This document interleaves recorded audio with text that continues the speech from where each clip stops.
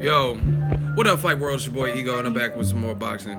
Let's get it. Yeah. Hey, what's happening?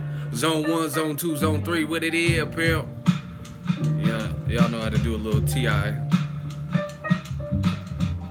Hey,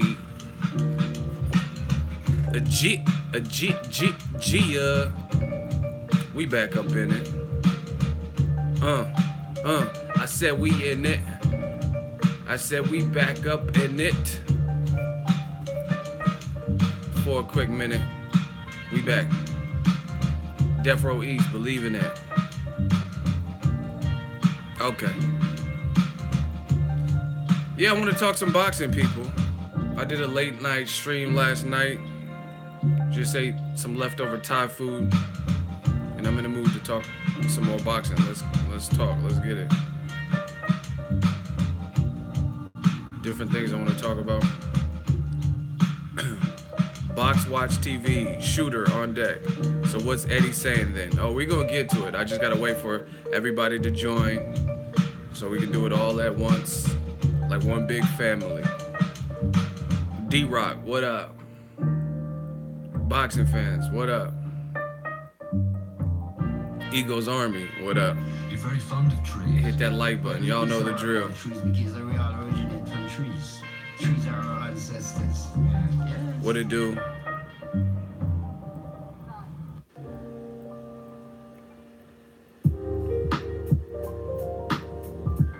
The guy loves chat for AJ. I don't know what that means.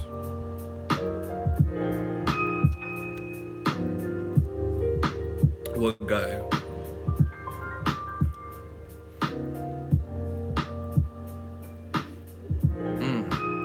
Waiting for YouTube to front page us. Big up my G Ego. Yeah, man, we working. I just want to talk some boxing, people.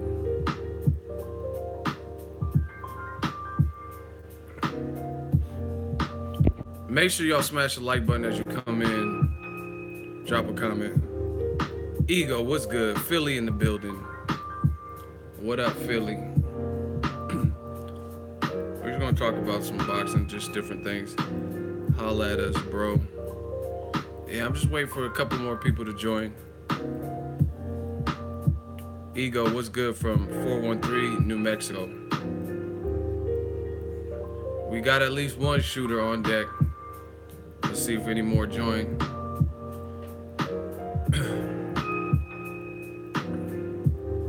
Y'all ready for it? Let's just do the roll call right now.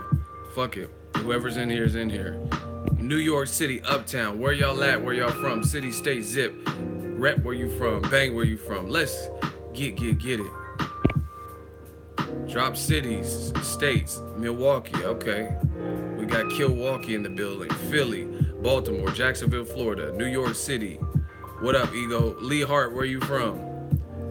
State, where you from? New Casino, Springfield, Mass. South London, 10034 215. Smoke City, Vermont, 802. Polk County, Florida. MA, North Carolina. Sarasota, Florida. My dude, Ego the GOAT. Thank you. 910. Atlanta, what's poppin'? What's good? You know what? I'm just gonna jump right into it. So, without further ado, Atlanta, Orlando, Florida. I see you. Fuck it. I'm just in the mood to get it in. Pause. Chi City, Fayetteville, North Carolina. That's what I'm talking about. See, Ego Army, we got you surrounded. We around this whole world, worldwide mob figures. All right, so let's talk about it. Eddie Hearn did a recent interview. Eddie Hearn says that his intent, if Joshua gets past Joseph Parker in March 31st, I think, good fight, and if Jarrell Big Baby Miller gets past his opponent, Johan Duhaupas, who lost to Alexander Povetkin and Deontay Wilder, then he's probably going to be in line for a Joshua fight in August at the Barclays Center, right? That's what he's saying. Now, the thing you have to pay attention to is Jarrell Big Baby Miller, when Danny Jacobs, basically Danny Jacobs and Jarrell Miller were acquired by Eddie Hearn. Like, as an actual promoter. I think Jarrell Big Baby Miller is with Al Heyman as well. I'm not sure on that one. I know Danny Jacobs is still, but as a promoter, that's who we decided to work with. I think it was late last year, right before the Danny Jacobs Luis Cuba Arias fight, which was a matchroom invading the U.S. market, and that's why they put together Jacobs versus Arias with Jarrell Big Baby Miller on the undercard versus Amir Schweck, right? Joshua obviously is with Eddie Hearn as well, right? So he would be in the know, I would assume, since he's promoting both of them. Super chat, Shmoney Gang, $5 super chat, and it says the Cali Enigma, $5, thank you. Bomb Squad, Joshua stated he doesn't want to fight Wilder until 2020, and Killmonger is the hero in Black Panther. Shout out to Killmonger. I thought Michael B. Jordan did a good job in that role. But no spoilers. Don't fuck it up for people who haven't seen it. That wasn't to you particularly. I'm just saying.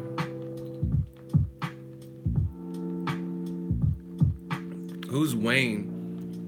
It tells you when you get a super chat. So you're talking about someone donated $20. It doesn't work like that because it would show me.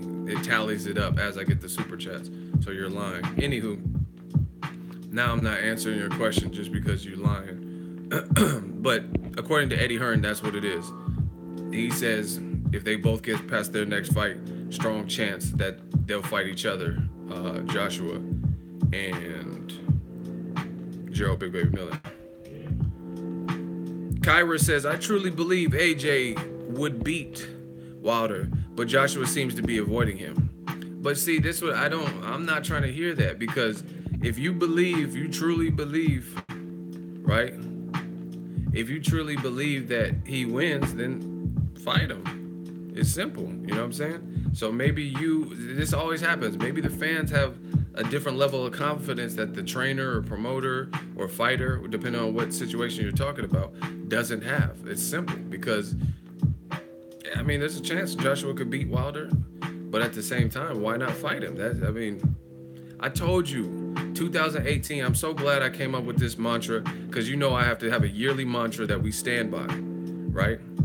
And I told you for the 2018 year, it was hashtag let's see it. That's it. That's all I'm screaming. I'm screaming hashtag let's see it all year. So if AJ beats Wilder, that's great, but let's see it. You know what I mean? If Wilder beats Joshua, let's see it. But I'm about to go in, man. I'm about to go in on these boys. Listen, it's oh so funny. It's oh so funny that when I did videos, I guess last year or whenever this covers this, ego gay, and guess what? You're blocked. That was easy. Easy as work. Easy as work. Listen, I'm telling you, this was for Wayne Bordeaux or whatever. You're blocked now. I don't deal with desperate dudes. Dudes that are that desperate for another man's attention, sus. It's just like the guy on the live stream yesterday, and his name was like Booty Muffins. I'm not dealing with that. You know what I mean? You should never be that desperate for a man's attention, and you should never name your username Booty Muffins. Anyway, the bottom line is this. When I was making them videos last year, giving my honest thoughts, telling you Joshua Wilder is an excellent fight, it doesn't need to marinate, and Eddie Hearn was saying various things. He's saying various things, and I was just reporting what was being said and giving my thoughts on him. What happened? All those people were saying, oh, you're full of shit. You know Eddie Hearn's going to make the fight, and just be patient, and nobody's ducking nobody, and this and that, and you don't know what you're... all this stuff. But as time goes on, it's looking like what I was saying is proven to be more true than more false. Y'all want some examples? If y'all want some examples, can I get a hell yeah? All you have to do is type hell yeah. I'll give y'all some examples of what I was saying consistently in those videos months ago when this topic was very hot to what's happening now.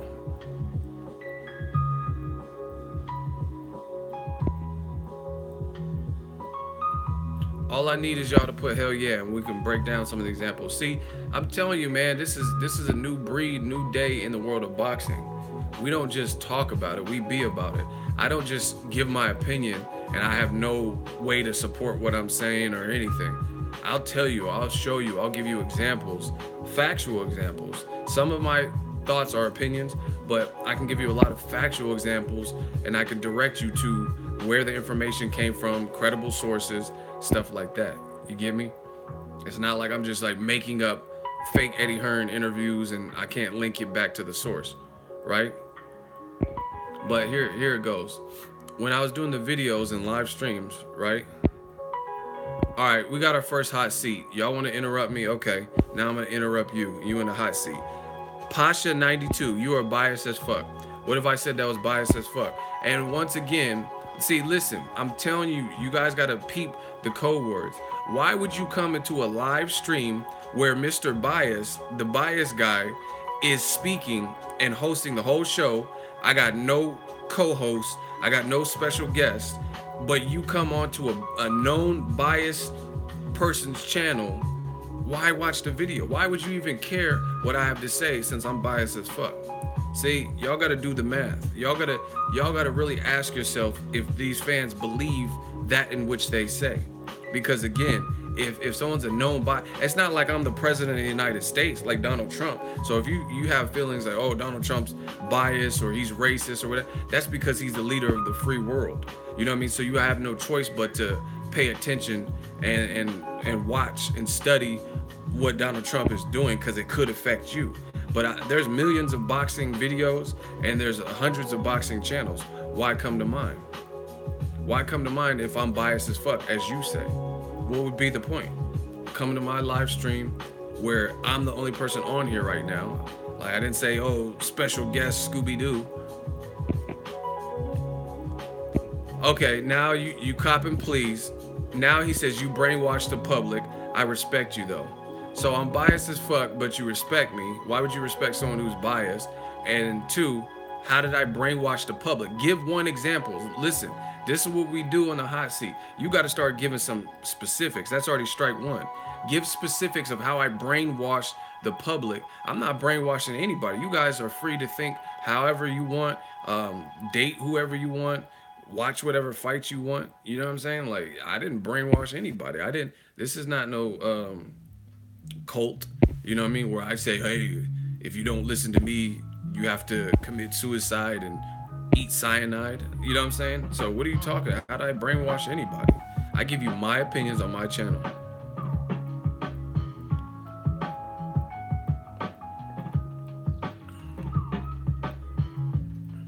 He disrespected me too. LOL, I'm not brainwashed. That's what I'm saying. So if anybody brainwashed, look at fucking HBO. Look at HBO. They be telling you, oh, Roman Chocolatito is #1 pound for pound and no one can beat him. You know what I'm saying?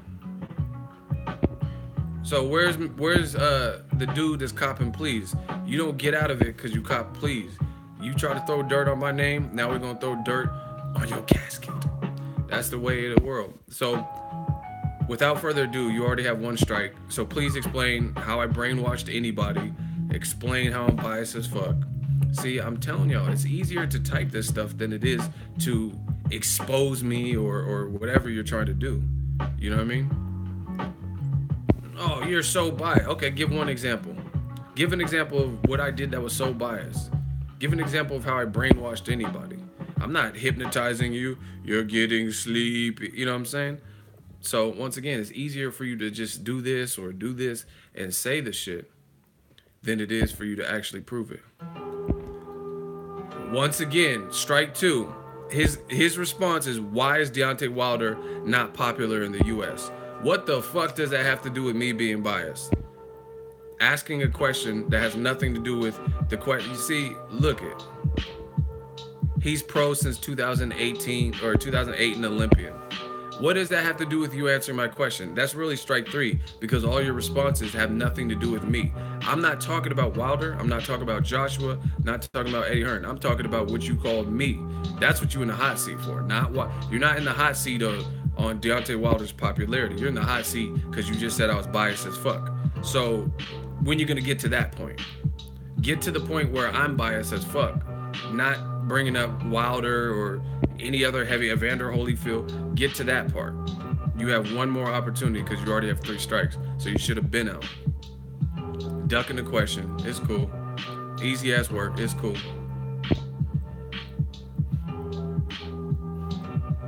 Oh, don't waste my time. This is entertainment, people. I'm not wasting anything. Unless y'all ain't enjoying it. But the fans want to see another body. I do know that. And he only got one more response and he's out of here. Where you at, Prada? Stop ducking.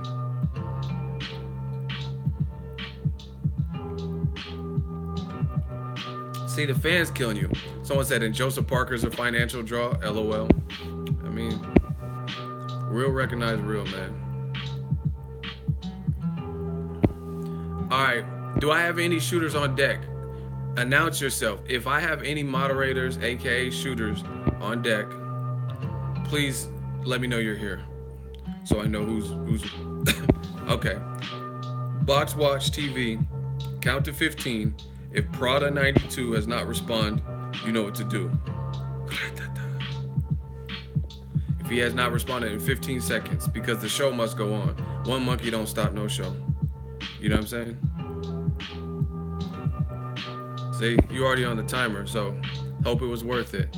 And again, it's not like, just for the record, I don't have to even really do this, but people, oh, he just blocks you if he gets mad. No, I block you if you're on that bullshit. I block you, and I'm not even doing it. My shooters are doing it. No fingerprints on the trigger. Oh, okay, he responded. Pasha 92 says, when AJ says he does not want to fight Wilder. Okay, you're out of here. Hey, Box Watch TV, get him, just get him out of here. He's stalling. He's asked me several questions, but has yet to answer my first question. How you have 3 and 4 questions and you can't even answer my one question? I'll answer anything. Just so you guys know, in the hot seat, if you get past my first question, I'll answer what you want me to ask, as long as it pertains to boxing and as long as it's something real and factual. So anyway, Box Watch TV, get Pasha 92 out of here. He just got an ultimate L. Same old. Like, oh, ego. No, he's still in here. Here, I'll do it. That was some easy ass work. That's what I'm saying. You're biased as fuck, man. What did I say? And they can't tell you one word. They can't tell you one thing. Anyway, back to it. When I was doing videos, see, they want me to lose my spot so bad. Anyway, when I was doing videos, when this subject matter first came up and people were talking about Wilder should fight Dillian White and he's ducking Dillian White because of Eddie Hearn, right? You got to look at it. You got to put, like I said, listen to the old video. That's my old live streams and videos. They're like anthologies. It's like a good song. You could go back and listen to it later on in life. You know what I mean? You can go back and, oh yeah, I remember you said that. That's the great thing about YouTube as a platform. It's not like I just say it and it's like, poof, this tape will self-destruct in 10 seconds. The stuff is still up. You know what I mean? And you go listen to those videos. A lot of fans were like disputing what I was saying, but it's turning out that it seems like I was probably more accurate with my foreshadowing or whatever than they were. For example, you guys put hell yeah, so I'll give you guys some examples. When around the time where Wilder, they're like, oh, Wilder's ducking Dillian White, won't. Joshua, he wants to fight Wilder. Eddie Hearn wants to fight, blah, blah, blah. Then why do they keep talking about Jarrell Big Baby Miller? You know what I'm saying? Why are they talking about making a fight in the Barclays Center, Brooklyn, in August for Anthony Joshua if he gets past his next opponent and if Miller gets past his next opponent? Do you know what I'm saying? Thank you for bodying Pasha 92 Ego. He was saying some real stupid shit. That's what they always do. Oh, you're biased as fuck. Okay, what did I do? What did I say? Give me a factual example. And then all of a sudden, all right, George Rodriguez, he's He's talking out of turn. So let's put him in the hot seat. He said, "Yes, ego, your opinion doesn't change, but that doesn't mean it's right." Okay, so what was wrong? What opinion are you talking about? We just gonna catch bodies after bodies. This is what I do. I get paid to do this. So let's go. Rodriguez, you up? George Rodriguez. So you said, yeah, your opinion doesn't change, but doesn't mean right. So what am I wrong on? You're basically saying I'm wrong. So get to it. What am I wrong at? This shit is easy. Rodriguez, where you at, dog? Another one to the skeleton collection. See, y'all know it. Y'all know what's coming. What did I say that you disagree with? Oh, we just catching bodies. That's all you missed. Okay, you got to be more specific. He says the questions you put to AJ and Hearn, you don't put to Wilder. What are you talking about? What questions did I put to AJ? What does that even mean? The questions you put. See, I know I'm a body you. I know I'm a body you for sure. ZP Goldman, $2 super chat, money gang. Is whoever loses in Wilder versus Joshua done with boxing? No, you don't have to be done. Shout out to Ego from DC. No, they're not done for one loss. Ego, these lames love attention like females. Well, they're going to get the attention they want. They're going to get it. What are you talking about? So what did I put to AJ and Hearn that I'm not putting to Wilder, whatever that means? You see how, listen, you see how they don't ever, when they're in the hot seat, they don't ever really use specifics? It's not ever anything. Like, say something I specifically said. You know what I'm saying? Oh, hey, you don't want to put this to AJ and you put it to Eddie Hearn, but you don't put it to Deontay Wilder. Like, what are you talking about? Put it into English so I know what you're talking about. Since we're talking about putting things. What are you talking about? What did I say to AJ and Eddie Hearn that applies to Wilder that I didn't put to Wilder? What are you talking about?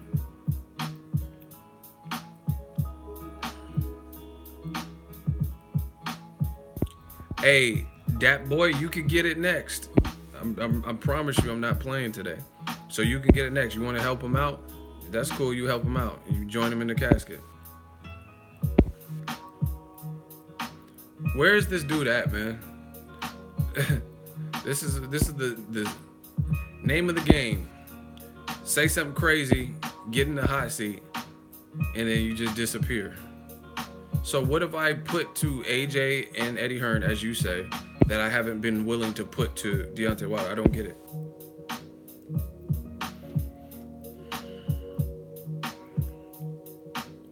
Niggas just be saying anything, Ego, you know that. Oh, apparently. But we gonna get him out of here one way or another.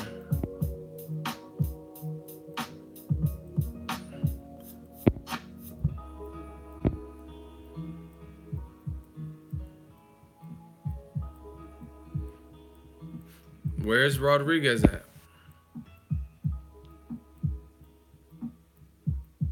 Where is he at? Where's Rodriguez at?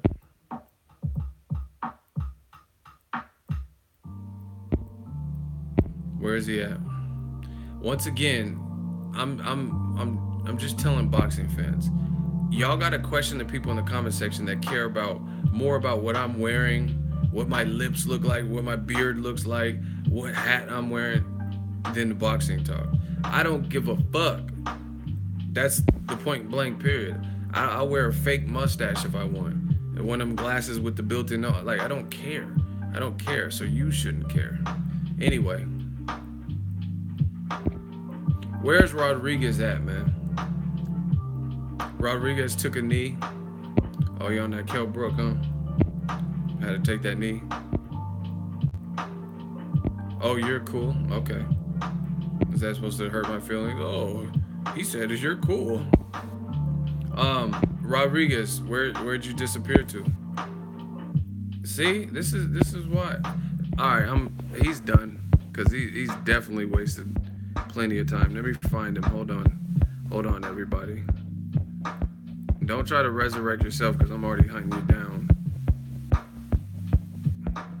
Bye-bye, George Rodriguez.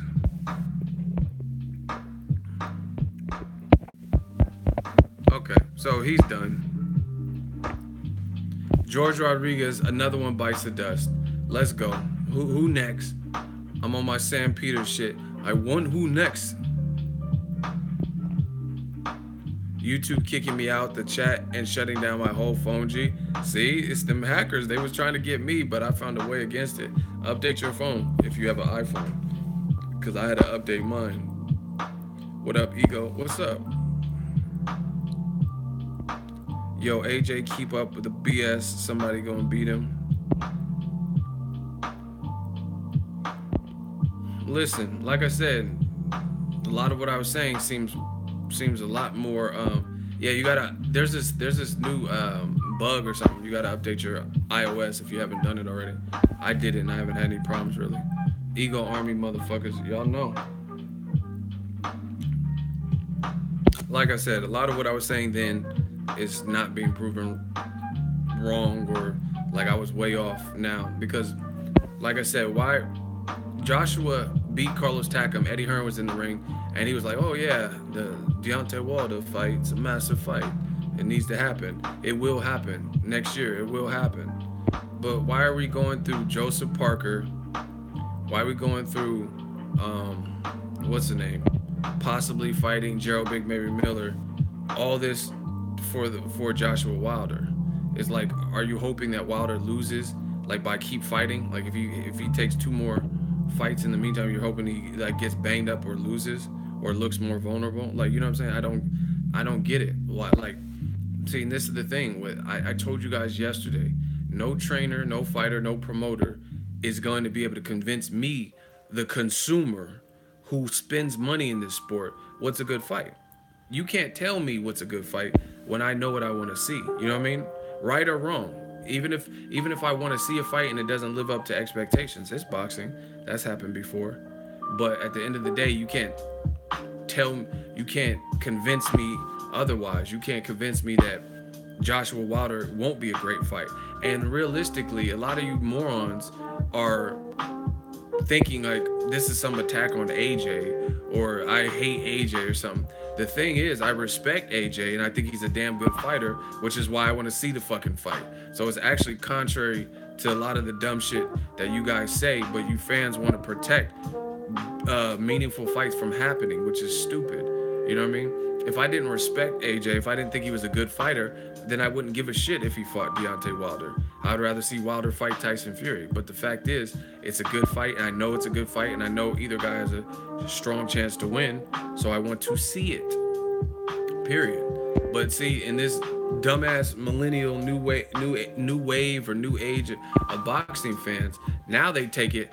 If you want to see a fight and there's an aggressor pushing for the fight more than the fight, then they just assume you hate the other person because you too want to see the fight. Oh, you hate Keith Thurman. You hate Keith Thurman. But listen to me. Listen to me. I want to see Errol Spence versus Keith Thurman, yes. But that doesn't mean I hate Keith Thurman. That doesn't mean he doesn't have a shot in the fight to win. You see how stupid that stuff sounds? Because listen to this. Just listen to this. Just the basic logic. We'll go basic fundamentals. How come all of these fighters, y'all ain't never said you hate them up until they were linked to fight somebody else and it didn't look like those fights were going to manifest, maybe because of their side, their team, them, their promoter, etc. For example, I had 0 people, literally 0 people on my page. I had an active account for years now. Boxing Ego, back when it was Ego's World 1. I've had an active account for years. I never heard any of y'all motherfuckers say you hate Keith Thurman. You have something against Keith Thurman. You're anti-Keith Thurman. Up until this Errol Spence shit. So what I mean is, like 50 Cent said, what I mean is, if you look at, I know there's biased people out there in boxing media. I've seen them, I know it. If people talk about, you know what I mean? I know who they are. I know the usual suspects. And this is the thing. Let's say I know some guys that, or I don't know them personally like that, but I know of people that hate Floyd Mayweather. They hate Andre Ward. But guess what? It's been that way. They've always hated Andre Ward. No matter who, if he was fighting Alexander Brand, they said, oh, even though he's fighting Kovalev next, that's a horrible fight. Or Andre Ward ducked a press conference and he's scared of Kovalev. He's going to pull out of the fight. Nothing they've ever said about Ward is particularly good, right? Same thing with Floyd Mayweather. There's been guys that have hated on Floyd Mayweather for years. Oh, him fighting Conor McGregor is a circus. Everybody hates it. It's the worst thing that's ever happened to boxing. Maidana beat his ass. He should have lost to Castillo. Pacquiao's going to knock out. All this stuff, right? They have a known track record for it. All of these motherfuckers that we're talking about now, that y'all are trying to say I dislike, you ain't never heard me say anything negative. Like, what have I said about Keith Thurman pre him getting pressed by Errol Spence? You know what I'm saying? You never heard me say. What did I ever say? So if I hated him, why did I just wait till now to start hating him? I'm just going to I'm gonna show y'all something online if I can find it. I'm gonna show y'all what it is and what it ain't. But like I said, when have I said anything bad about Keith Thurman? The only thing I give is my current thoughts on boxing. I give you my most current thoughts on the game, things like that. And I'm gonna show y'all. I'm gonna break this down so y'all can see. Make sure y'all smash the like button. Y'all got lazy on the likes. And we just stopped. The lights just stopped. But the conversation's still rolling. Hit it. Let's get it, man.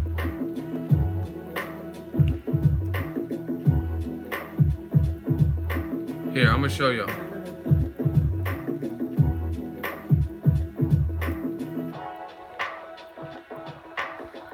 Alright. So I posted, it was a meme about Errol Spence and Keith Thurman, right? It's just funny. I thought it was funny, right? And I'm gonna show you the comment. Luis Sevilla said, shaking my head, last year you were on the Thurman train. What happened? Look, that's Luis Sevilla says, shaking my head, last year you were on the Thurman train. What happened? And then I responded, you don't know shit. I'm not on any train, dickhead. And what someone does last year, why would my views and opinions remain the same if things change? Goodbye. And he said, what changed though? Last year, Thurman fought Danny Garcia. So let me, instead of reading my response, I'm gonna break this down to you. See, this is the problem with boxing fans, and this is how I can tell a lot of y'all are man fans of an actual man, because you think that no matter what happens in boxing, no matter the most current events, the most current, I guess, interviews, that my opinions should always remain the same, because that's the type of loyalty, I guess, that you guys have for fighters, because you're a fan of only that fighter. You're a fan of that fighter specifically, aka a groupie, aka a man fan. That's not how I work. I like majority of these fighters, like, you know what I mean? I sincerely do, but you want me to act the same or have the same commentary, but they're not doing the same things that they once did, or they're not doing the same thing. I mean, the comment sounds stupid. He says, last year you were on the Thurman train. So why I gotta be on a train? I wasn't on no Thurman train. I actually picked Danny Garcia to beat Keith Thurman. So how was I on the Thurman train? So that's one L. Two, again, he fought Danny Garcia, which was a unification. So even if I was on the Thurman train, then what does that have to do with him not looking like he's going to fight a top 10 person, and him not really answering the questions that people want to know the answers to about Errol Spence Jr. But again, these fight fans, a lot of you guys are so groupies and man fans that you expect it to forever be the same, even if things change. And that's just not how it works. That's like, things change in our society all the time. If I'm a realtor, and when the market crashed in like the early 2000s, then I have to adjust accordingly. You know what I mean? But if it starts booming again years later, then I adjust accordingly and I act accordingly. So that's what it is with the fight game. I'm not on no Keith Thurman train, Wilder train, Errol Spence train. I'm talking about what's currently happening in boxing and giving my current innermost feelings and thoughts on the situation. You know what I'm saying? So when people say that, oh, you love this fighter, you're on the Thurman train, all that stuff, I could tell it's a man fan. 90% of the time, 95% of the time, it's a man fan. Because why are you even talking about you dick riding and you on the Thurman train? Why does it got to be all that? You know what I mean? And again, that's what they do. No matter what, like, let's say you're a Pacquiao fan. Even if he fights some bullshit, even if he fights like Mike Alvarado, a fight you really don't even like, you're going to ride with that. You're going to ride with that and act like you love the fight. Just because you're a diehard, I don't do that. I'm not going to do that. If Pacquiao fights Alvarado and I don't think it's a great fight, then that's what I'm going to say. You know what I mean? But a lot of people, they don't, even if things change, they don't want your opinion to change. So again, all these guys, oh, you hate Keith Thurman, you hate Anthony Joshua. Why wasn't I saying anything when they were doing what I, like when Joshua was fighting Klitschko, I didn't complain. I didn't say anything about Joshua. I didn't say anything. Kenny Porter said Errol Spence is being protected by Sean, or from Sean. I mean, I didn't hear that, so I don't know. I'd have to watch it. So that's what these man fans expect. Even if situations change and things change in the division in boxing, you wanted to, like, they do it the reverse of it too. You know what I mean? Like in 2016, Canelo wasn't looking too good. I talked about it. Like, you fighting Amir Khan, bringing him up. You know what I mean? You're fighting Liam Smith. We all want to see you fight Golovkin, right? But then the next year, he manned up and he said, I'm going to fight Golovkin. And he did just that. So again, that's another example. That's the reversal. I'm not going to sweat. If he got it right now, within a reasonable time where Golovkin's still undefeated and stuff, then I'm gonna be like, cool. I didn't like the calendar you had for 2016. I didn't like how you vacated your belt to Golovkin. I didn't think that made you look well or look good. But now you're doing what's right. So it's like you want me to stay mad at Canelo. And I mean, they do that to Danny Garcia too. Danny Garcia fought some fights where he could have lost. Definitely the Mauricio Herrera, I thought he lost. The Rod Salka was a bullshit fight. Samuel Vargas wasn't a good fight, but we knew he was fighting Keith Thurman, so I didn't really sweat that. So they want you to hold that over his head forever. So even though he just fought Keith Thurman last year and lost, then they want you to still be mad at the Rod Salka fight. I don't do that. I'm not going to do that. When the Rod Salka fight came about, best believe I made videos talking about how that was a terrible fight and nobody was checking for it. But fast forward to the future, if he's since fought Peterson and Keith Thurman, then I'm not going to say, oh, Danny's a cherry picker because of what he did in 2014.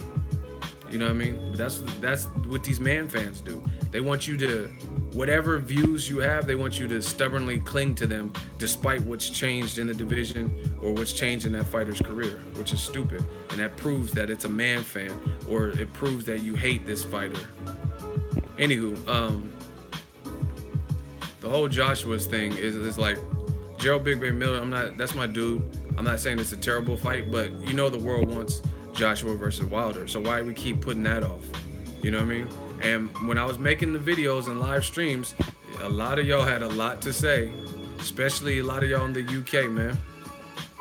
A lot of y'all in the UK had a lot to say to me. Oh, you're full of shit and nobody knows Wilder, right?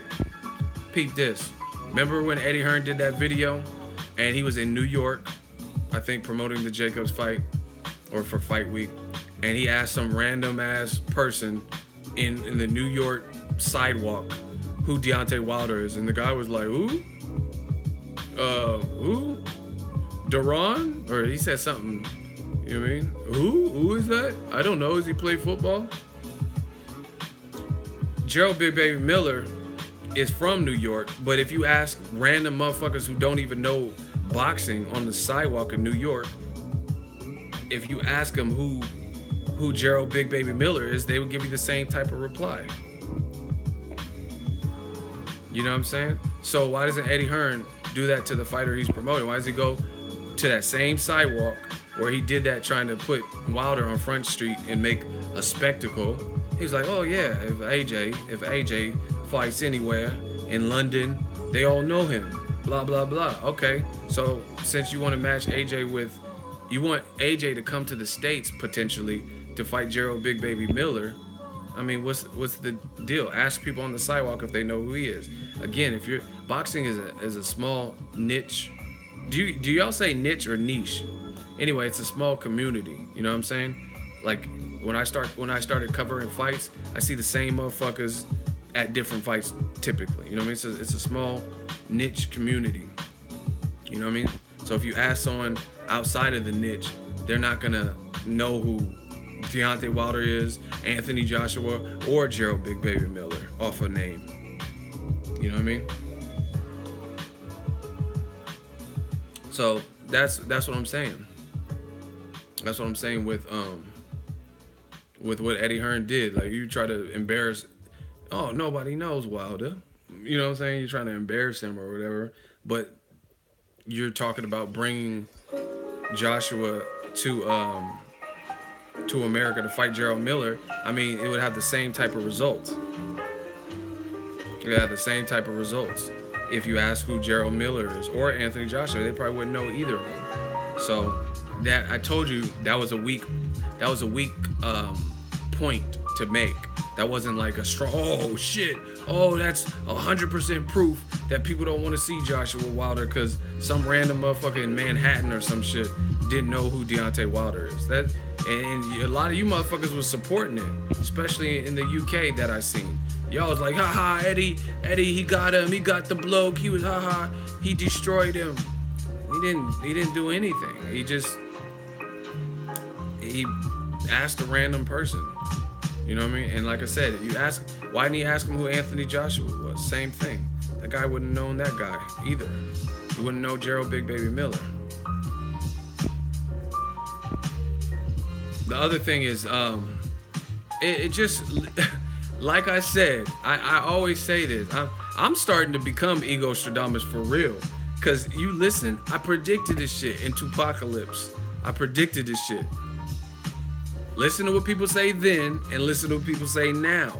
And a lot of the reason from Eddie Hearn and from fans, a lot of the rationale, love from Morocco, shout out to Morocco.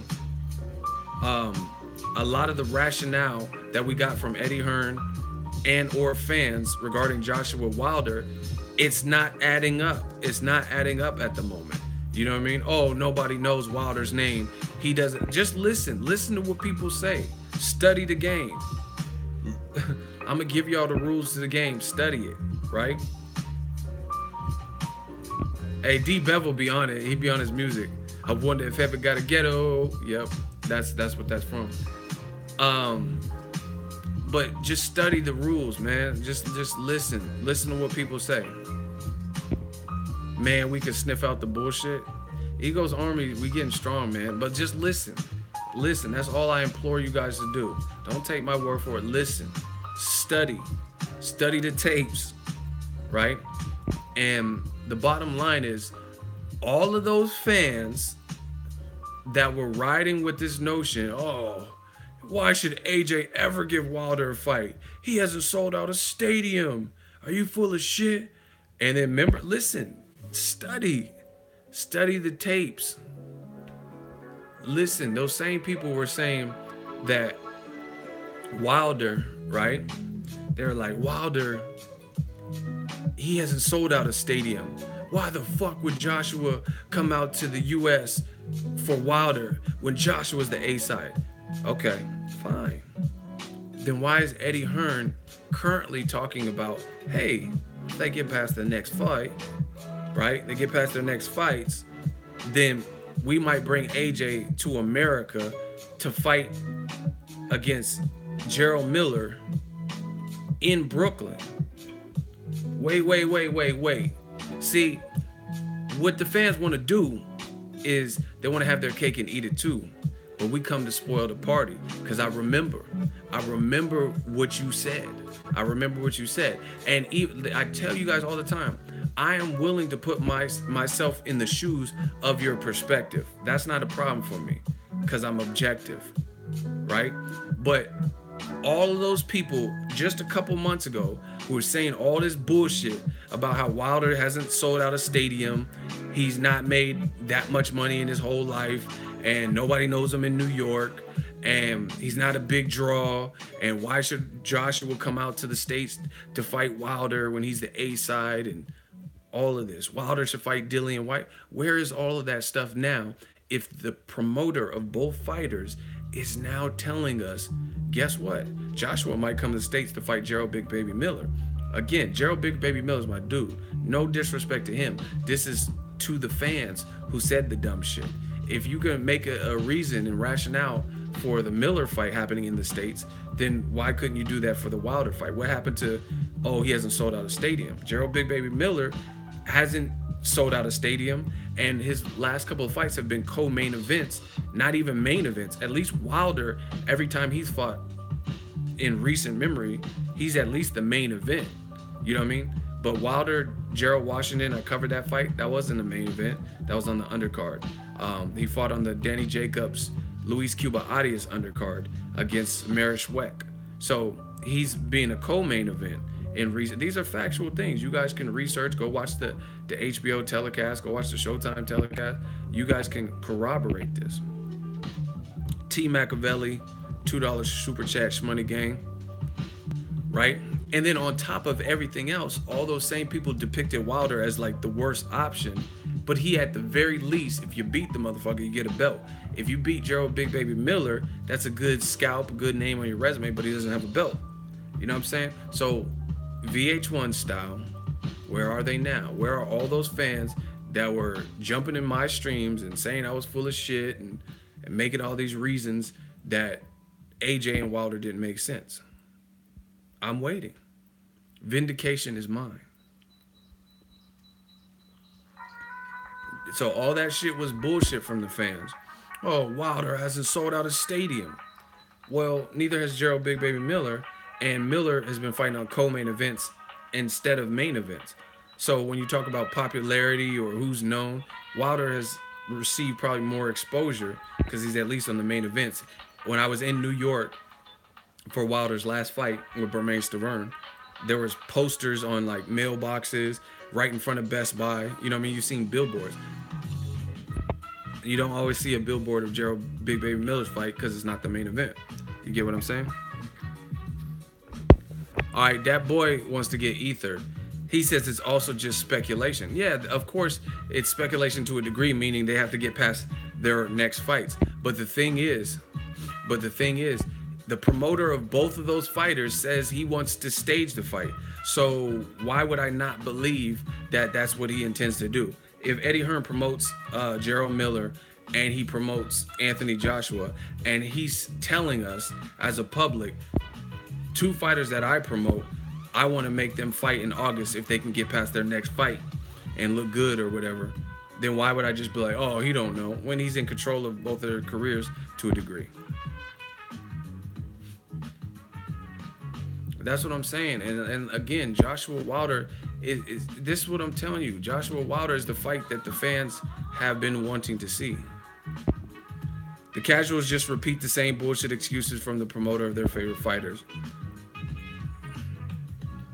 You guys see, as long as y'all see it, man, that's ultimately what I want. I just want to expose the double standard. I want you guys to see it. So what about all them excuses them fans was making why Wilder shouldn't fight AJ and he doesn't deserve it? Then how do you justify even the Joseph Parker fight, but Jarrell Miller, especially if Eddie Hearn's talking about that fight happening in New York at Brooklyn? Why can't AJ come? Wilder kept saying, oh, he's like, yeah, that numbers is cool, 70,000, but the money is in America. America's the Mecca. Wilder was saying that. So if AJ's gonna make his USA debut against Jarrell Miller, why can't he make his USA debut against Wilder? So to me, that shows me that he probably views Deontay Wilder as the bigger threat. Maybe it's the punching power and the 1 inch height difference. I don't know. But to me, that shows that Eddie Hearn, he he's stringing it out, and he wants to prolong the Wilder fight. Because again, why not fight Wilder in America? You were gonna fight Klitschko in a rematch in Vegas. You know what I mean? So if you fight Jarrell Big Baby Miller in Brooklyn, why couldn't you fight Wilder in Brooklyn? I mean, what happened to all this? Oh, Wilder, he's unknown. He has to build up. Even in America, they don't know him on street corners. But your main event's going to be Joshua versus Joe Big Baby Miller, possibly.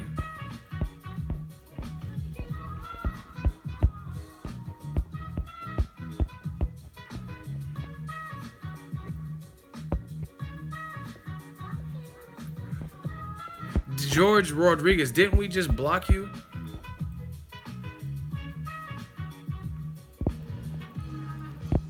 George, I just blocked George Rodriguez. Now he's still trying to get some work. How many accounts do you have, dog? That's what I want to know. How many YouTube accounts do you have? Or are you getting blocked and then you just make another one? Like, is this your real life? Do you have a job?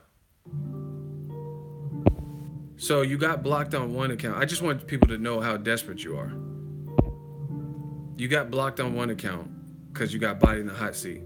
And then you come back with the same exact name, right? And then you're trying to talk more shit, knowing you're going to get blocked. Like, is this your real life? Like, do you have a girlfriend? Do you have a job? Like, what do you do? Do you work? I just need to know some of these things. I need to know what processes go through the mind of a person like you. I'm not going to let him live. He's coming back under a second account, and he's trying to talk more shit. He's like, yeah, I already called you out on Twitter. You about to call out another casket? I'm a property developer, man. But do you, like, you don't have no paper to push or nothing? Like, you just have to keep coming? Like, that sounds suspect. I'm a realtor. Like, you don't got no houses to sell? You just have to keep coming back under fake accounts? That's what's up.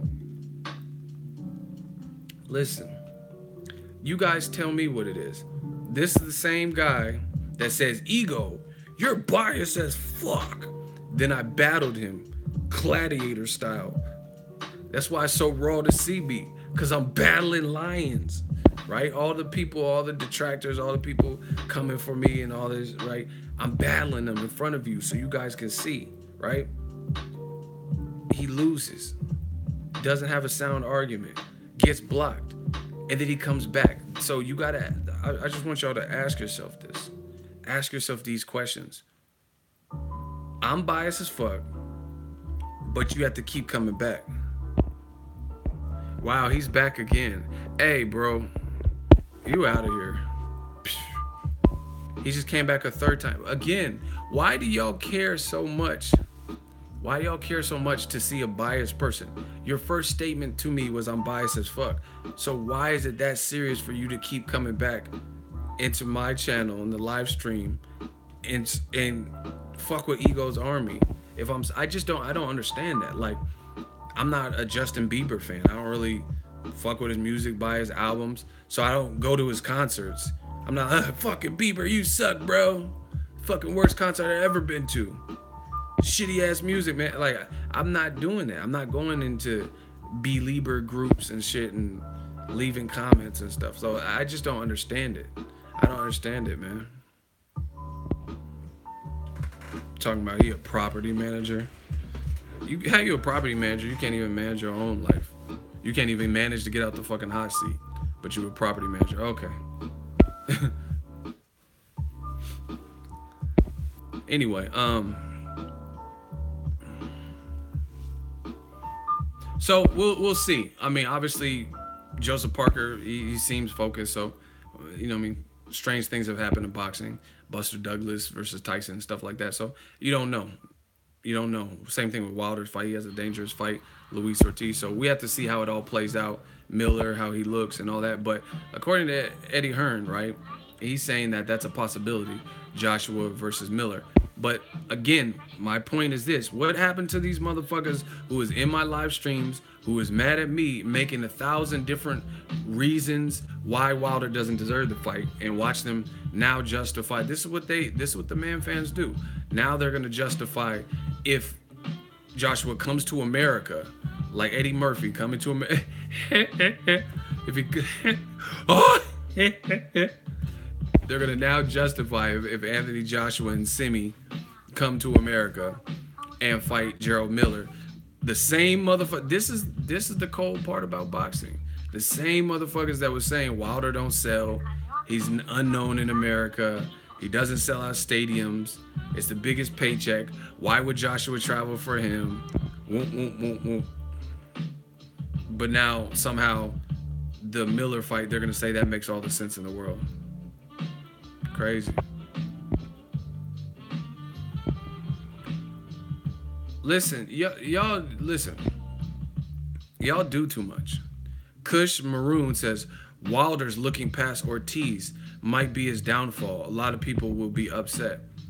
Listen, to my knowledge, the only one that I've seen, shout out to my guys at the Boxing Voice, they're the only people that I really even seen other than Showtime in camp with Deontay Wilder. So you sound like a fan, Kush. So how do you know that Wilder is overlooking Luis Ortiz? Because he's doing an interview? Like, you think he's just gonna train 24 hours out of the day? Like, y'all just say crazy stuff, but it's not like you have some kind of insider source or whatever. Like where is this coming from? Like, I got more access to Wilder than you do, so how do you know he's overlooking him? That's all I want to know. Like, I seen recent pictures of Wilder. He looks like he's in the shape he's always in, so it's not like he's out of shape. I know people in his camp like Linroy Thomas. Shout out to my dude Linroy. Shout out to Jamaica. Boop, boop. Right? So, again, like, fans just say random stuff that is not even stuff that they could corroborate. Oh, yeah, Wilder's overlooking Ortiz. How? What makes you... That's all I'm asking you, Kush. It's not even a hot seat. He's overlooking him how? The only thing I've seen is Wilder talk shit in some interviews.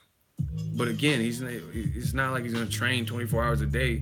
He can't do an interview, like, and he can't say talking shit. So what has he done to show you that he's overlooking him?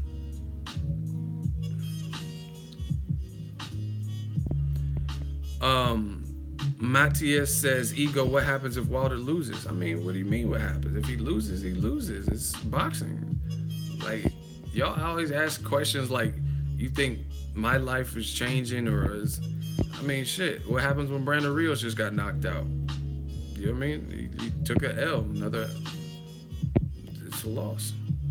Kush says he might not be, but AJ is in his mouth more than Ortiz seems a bit weird. But this is interviews. Like, he's talked shit at media day interviews or whatever. So just because you're training for a fight, that doesn't mean you can't talk. Do you guys get what I'm... That's like... I go to fight weeks, so I'm working. When I go to fight weeks, I'm working. But it doesn't mean I don't have any spare time to contact my family, contact my friends, contact a chick. You know what I mean? So if you see me on the phone and I'm talking to a chick on fight week, are you going to say, oh, Ego's overlooking the fight night? He's not prepared. I mean, that doesn't make sense because I'm on a personal call that's not business related for a period of time. You know what I mean? Life requires balance. Wilder, he has not showed me anything that he's overlooking Ortiz. The only thing I've seen, and the only thing that people are saying this because he's talking shit about Ortiz and he's talking shit about Joshua. But again, that's confidence. He's confident. He's confident in his ability. And to me, that's a sign that he's not overlooking him, is that he's like trying to make an example out of him and promising a knockout and stuff like that. So I don't know. I just feel like a lot of people, oh, he's overlooking him. It reminds me of like steroids. Anytime a fighter's in shape, people always say they're in steroids. Like that's not how. I mean, I'm not dumb. I know some people are probably doing some shit they're not supposed to be doing, but oh, he has a knockout. Oh, he's in shape. He's on steroids. That just seems like a casual approach to me. My dude RTD Online says, more and more these days, people act like fighting, having an L means their career is over. Some of your favorite fighters in history have a couple L's on the record. If you're a champion, you bounce back. That's what I'm saying. Like, people, I don't know if they're asking me, like, they think it's going to affect me personally if Wilder loses to Joshua or Joshua loses to Wilder, it's one loss. And if you fight top level competition, somebody's bound to lose. It's the nature of the beast and the sport they're in. Like Danny Garcia lost to Keith Thurman, but he didn't get knocked out. He didn't get knocked down. He's a relatively new welterweight. You know what I mean? You just got to bounce back. Push for a rematch. But yeah, too many people do this. Oh, I mean, I even see people say Adrian Broner needs to retire. He got like 3 losses. Hey, you know what the craziest shit is? If y'all want to hear some crazy shit, put hell yeah. Can I get a hell yeah? Can I get a hell yeah? If y'all want to hear some crazy shit, like, this really blows my mind. This really blows my mind. Like, I don't know why. I don't know if I'm tripping, like doing too much. But every time I think about it, I'm like, wow. All right, y'all said hell yeah. Okay. I just, it kills me. Like, it's really weird how boxing works and whatever. So, everybody knows James Kirkland, right? Out of Texas, fighter from Texas.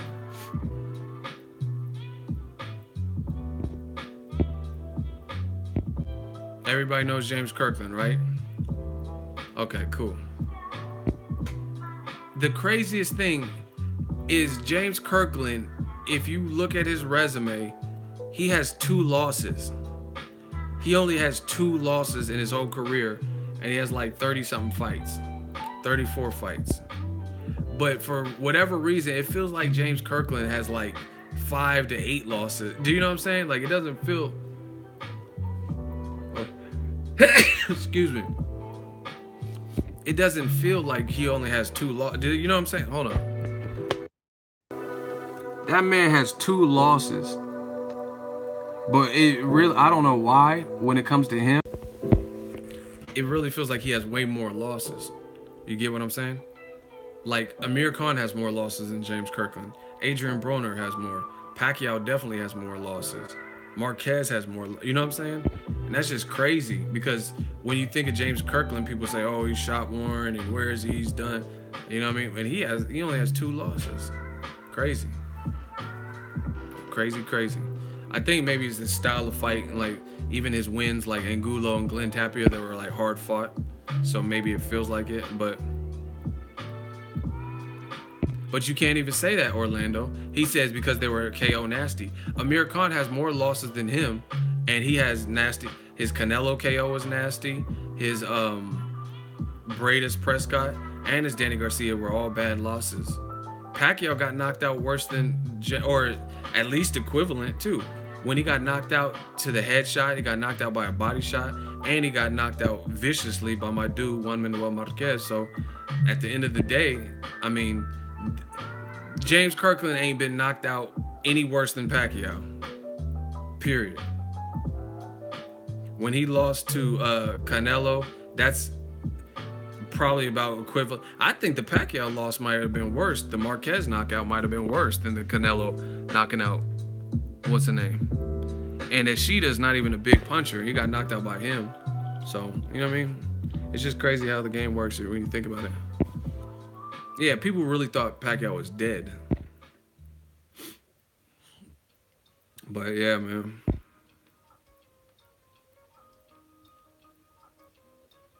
So, yeah, it's just crazy to think that Kirkland only has 2 losses. But I don't even know where he's been. Like, is he still fighting? And see, it's bad for fighters like that, like how he fights. You gotta, it's like a car. You can't just let a car sit all winter, especially like a sports car, like an old muscle car. Let it sit all winter without starting it up, and then try to start it up. That's not gonna be good. Not gonna be good for your style of fight. But oh yeah, let's talk about Danny Garcia versus Brandon Rios too. Most people expected the outcome. Listen, I'm a fair critic, and I give props to Danny Garcia because I did not see many people, and you guys can point me in the direction of the people if there's a ton of people that did do this. I did not see a lot of people that predicted Danny Garcia by knockout, by a single shot, via headshot. I just simply didn't see that.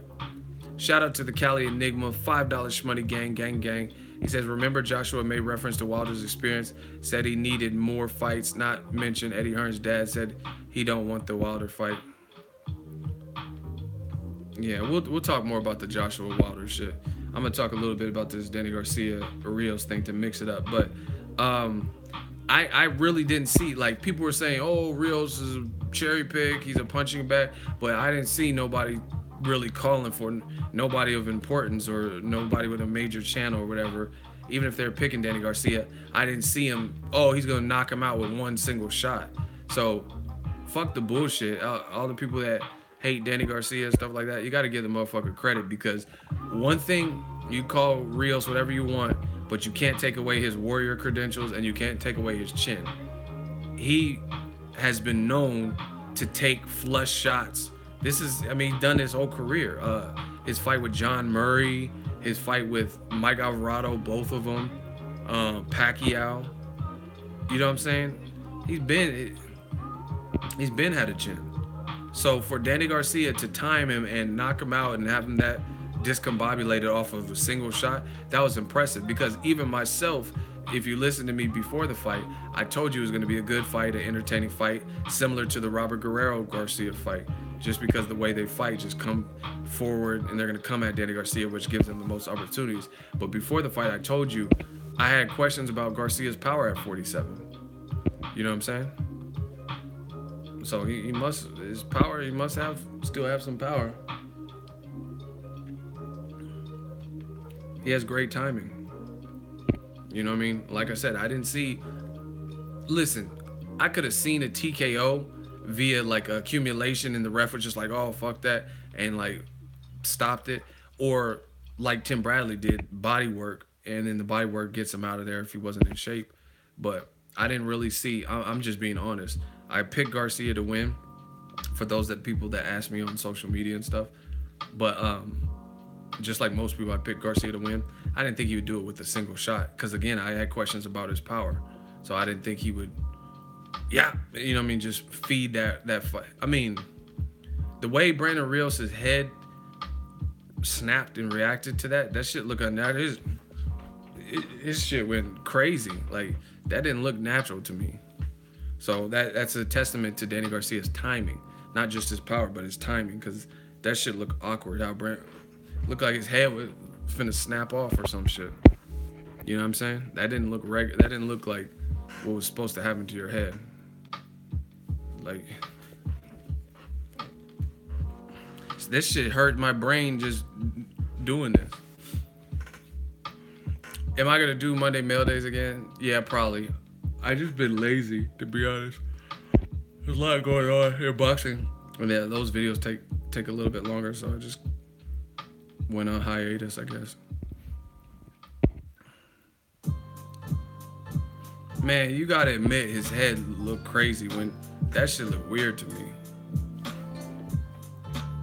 Like, I was like, what the fuck? Like, he just fed him in. Man, that didn't look too kosher to me. So anyway, I'm not, like I said, I'm not a hater. I give Danny Garcia, even though he was supposed to win that fight, he's still coming off a loss. And like I said, I'm more impressed that he did it with a single shot. Like, bro,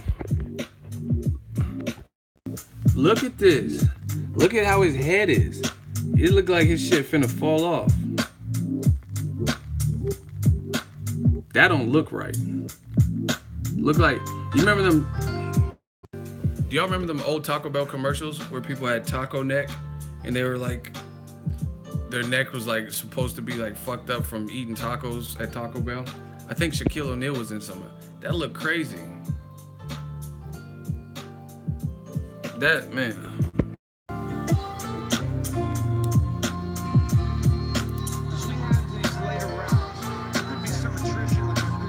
Oh my gosh. That don't look right to me. Someone said I want some Taco Bell now. Yeah, he had his neck all crooked up. Like I said, and Brandon Rios has a good chin. No matter what you guys say, he has a good chin. And like at first I was like, oh, he could have went on a little bit longer, but the way he got up and staggered to Kenny Baylor, that was a good stoppage. Cause he would like Danny Garcia again. He's a good finisher. How he had Amir Khan, because after he heard Amir Khan the first time, he dropped Amir Khan 2 more times. And see, this is my advice to all fighters or whatever. And it's not like, you don't have to take my word for it if you don't want. This is why you got to work on your defense, because Rios, him especially, he's no Floyd Mayweather, so it would have been worse for him because he was badly hurt, didn't have his legs up under him. Garcia is a good finisher coming for the kill, and he don't have no defense or ring IQ and wits about him naturally to get himself out of that situation. If anything, he would have probably tried to fight back, which would have been worse. And Danny Garcia is really gonna hurt you, really gonna fuck you up with that. You know what I'm saying? See, people always call Floyd Mayweather this, that, and bitches and pillow fisted, all that negative stuff to like try to feminize him, but the dude's smart. Shane Mosley, rocked his shit. He clinched. You know what I'm saying? You got to do what you got to do. But he gets to live to fight another round, and then he did that, and then he he ended up working Shane Mosley for the rest of the fight. But if you try to, that's just stupid. Try to be a warrior and shit. That's cool, but it's not gonna. More often than not, it's not gonna work out in your favor. It reminds you of Jamal Charlo versus Julian J-Rock Williams. J-Rock got fed a nasty counter uppercut that was swift as hell. Like, and he got fucked up. Dropped, got back up real quick, and then he tried to fight. You don't even have your senses to you. You know what I'm saying? Jamal Charlo, if you watch that knockout, the Jamal Charlo knockout, them extra punches, like basically kind of pushed him, just the force of the punches, but he wasn't even connecting nothing clean. It was that swift uppercut that fucked him up. You know what I'm saying? So you got to know what to do. You got to take a knee, take a long count, clinch for dear life. And like I said, Brandon Rios, from what I've seen, I don't think he would have known how to react.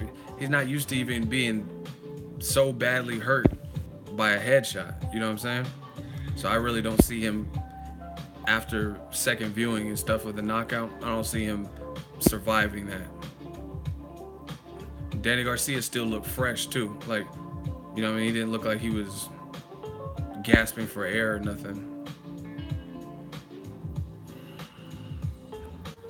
Who do you think one time is gonna fight next? I don't know. I think he'll probably fight like a John Molina, some shit like that. John Molina, somebody who's probably just down to fight anybody and looking to fight a big fight with losses. I mean, lost to Broner, lost to Terrence Crawford. He'll probably fight someone like a John Molina, make him come up to 47. Sammy Vasquez, if he even fights. Or maybe the guy that knocked out Diego Chavez, Jamal James or whatever his name is. Those are the people I see him fight. I mean, he said it ain't gonna be no one top 10, so I mean, I have to go off of his word. It's not gonna be somebody like a Luis Collazo rematch. You know what I mean? I don't see it being something like that.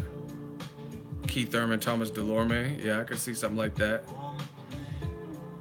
know what I mean? It's not gonna be the Ugas, the Cuban dude that just knocked out Ray Robinson.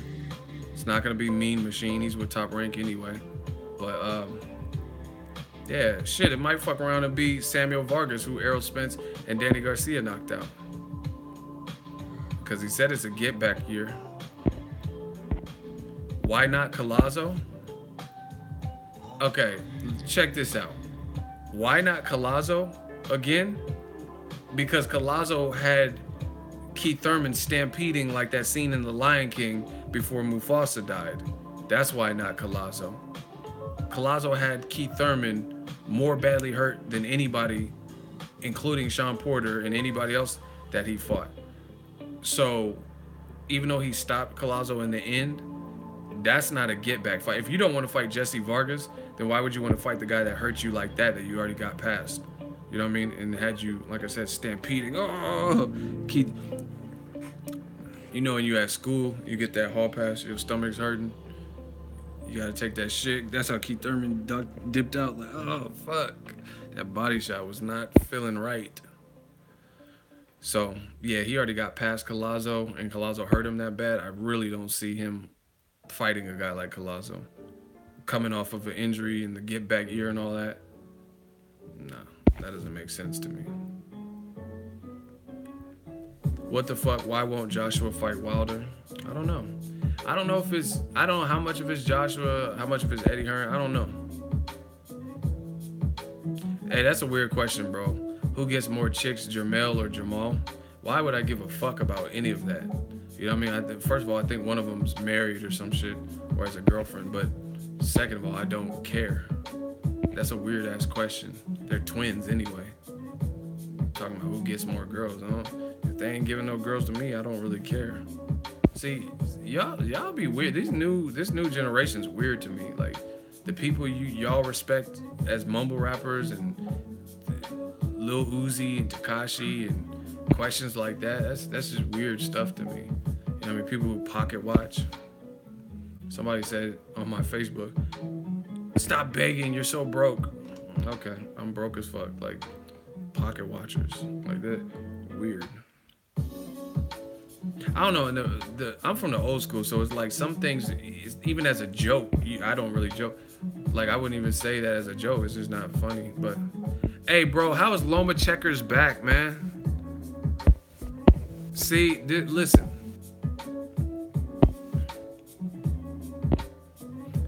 How come these dudes call me biased and all types of stuff, and they can't stay away from the channel? I blocked Loma Checkers like 19 times now, or me and my shooters. And they still keep coming back. That's how you know we popping. Because, listen, I don't normally have to gloat, but I'm gonna gloat a little bit. This is how you know we popping. I'm gonna tell y'all. Ego Army, this is how you know we popping.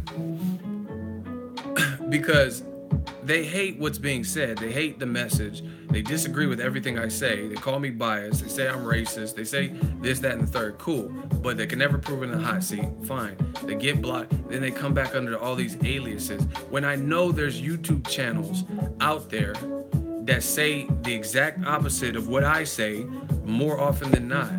So you should love their channels. You should be giving them all of your time. You know what I'm saying? Because they're saying everything I hate, everything that I say that you hate, they're saying the opposite of that. I say Andre Ward is a quality fighter, pound for pound #1 when he was active. They say Andre Ward is a bitch and he wasted his time in lawsuits and he's the nutcracker. You know what I mean? I say Floyd Mayweather is a skillful fighter. They say he's a pillow-fisted bitch and he's on IVs. I say that Errol Spence is a great fighter. They say he's not being ducked and he has, look at his nipples, right? So why are you not on those channels? Why are you not going there? They're telling you everything that you supposedly want to hear. Instead, you have to make 3 to 8 accounts to come to my channel. That's how you know we popping. Because even the haters can't stay away. We got a lot of support. We got Ego's Army on deck. You know what I mean? We got the mafia. But even the haters can't stay away. When there's a channel out there that's telling you all the bullshit that you want to hear. And you don't, and I know you don't give them the love. You know how I know? Because look at my viewership and look at their viewership. You look at their channel, they should be killing it in views. Because they're saying everything I say Keith Thurman should fight Errol Spence, they're saying they shouldn't fight. I'm saying Terrence Crawford should fight Pacquiao, they're saying he shouldn't fight. You know what I mean? So they should be killing it with views and subscribers. Because that's exactly what you were saying you want to hear. Which channels are bullshitting Ego? That doesn't matter. I don't know. See, and this is the thing, like, I spend a lot of time on my channel. You know what I mean? Working on channels, new content, trying to engage with the fans, doing live streams. I don't give a fuck about no other channel. You know what I mean?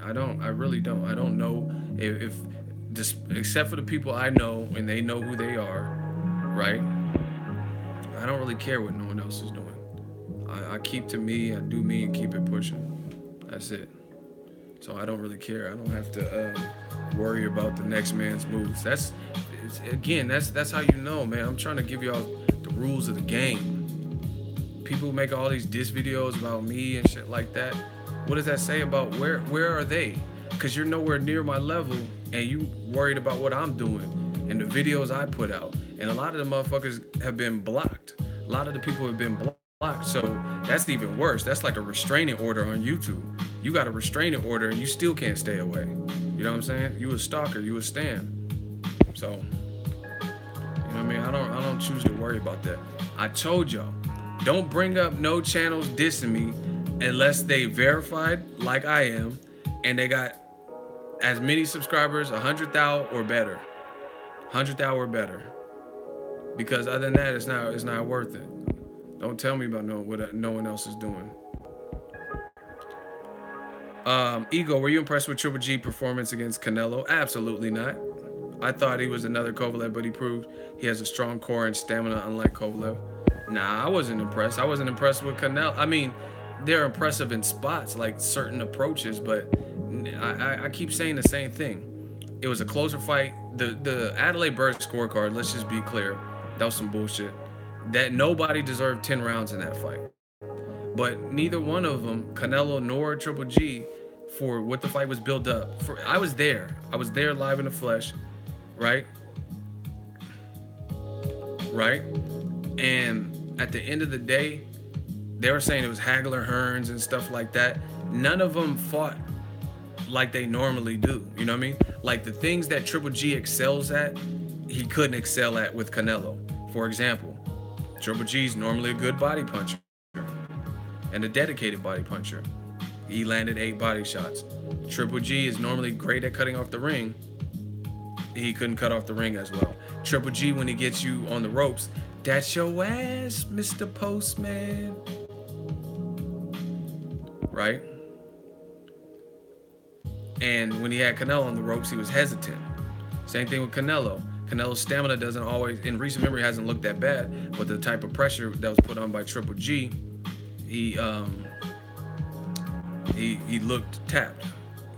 You know what I mean? Canelo is normally more fluid with his offense, where he's like more committal to his punches, like his combination punch. Like, put it this way, you'll notice that there was an inherent danger with Golovkin and the presence and pressure he was putting on, because Canelo was destroying James Kirkland. Neither one of Kirkland or Triple G have an amazing defense, but Canelo was letting off sets, like bow, bow, bow, bow, letting off sets on Kirkland. You know what I mean? Being very creative. He didn't really sit down on the punches as much like that with Golovkin, because there was a different level of danger with Golovkin. So it was a close fight, but I to be honest, I wasn't super impressed with either one of them. Like, you know what I mean? But again, I'm different. The way I look at fights and stuff, the way I break stuff down, I try to be realistic.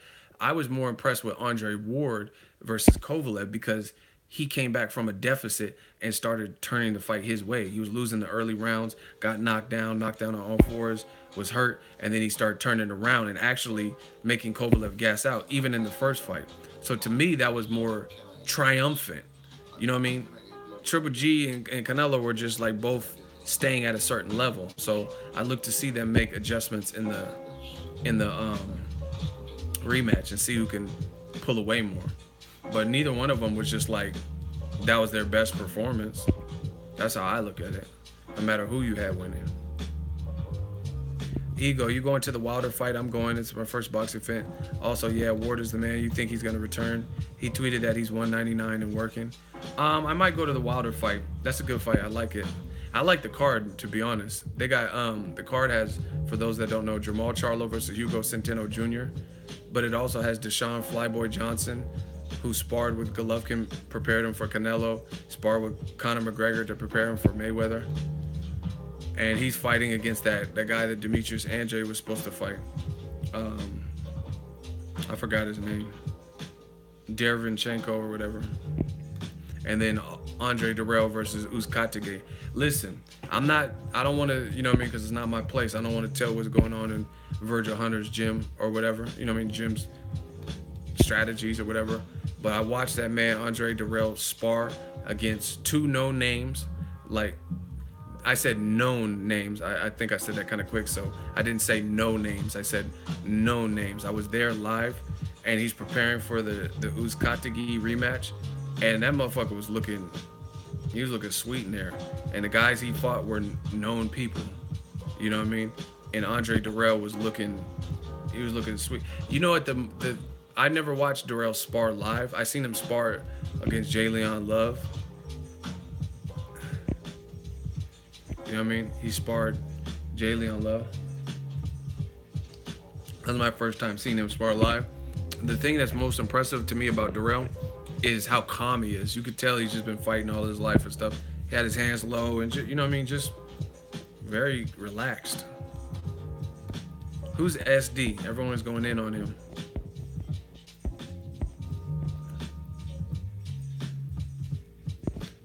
SD, you about to get blocked.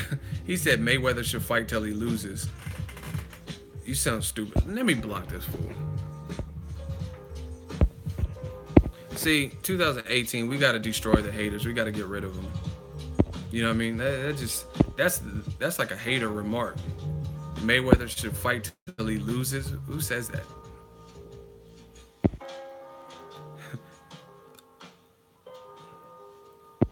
Anyway,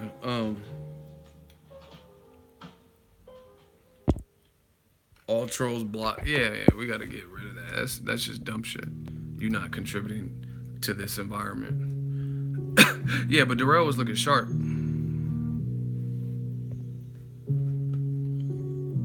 Definitely looking sharp. Hate to see a brother on top. That's what it sounds like. Just like Black Panther, man. I seen the movie. I'm not gonna give no spoilers. I'll probably do a review for you guys if you want. But there were people claiming that they got beat the fuck up in the movie theater by black people. Oh yeah, I just went to see Black Panther, and before I know, the monkeys jumped all over me and said, "Get out of the theater."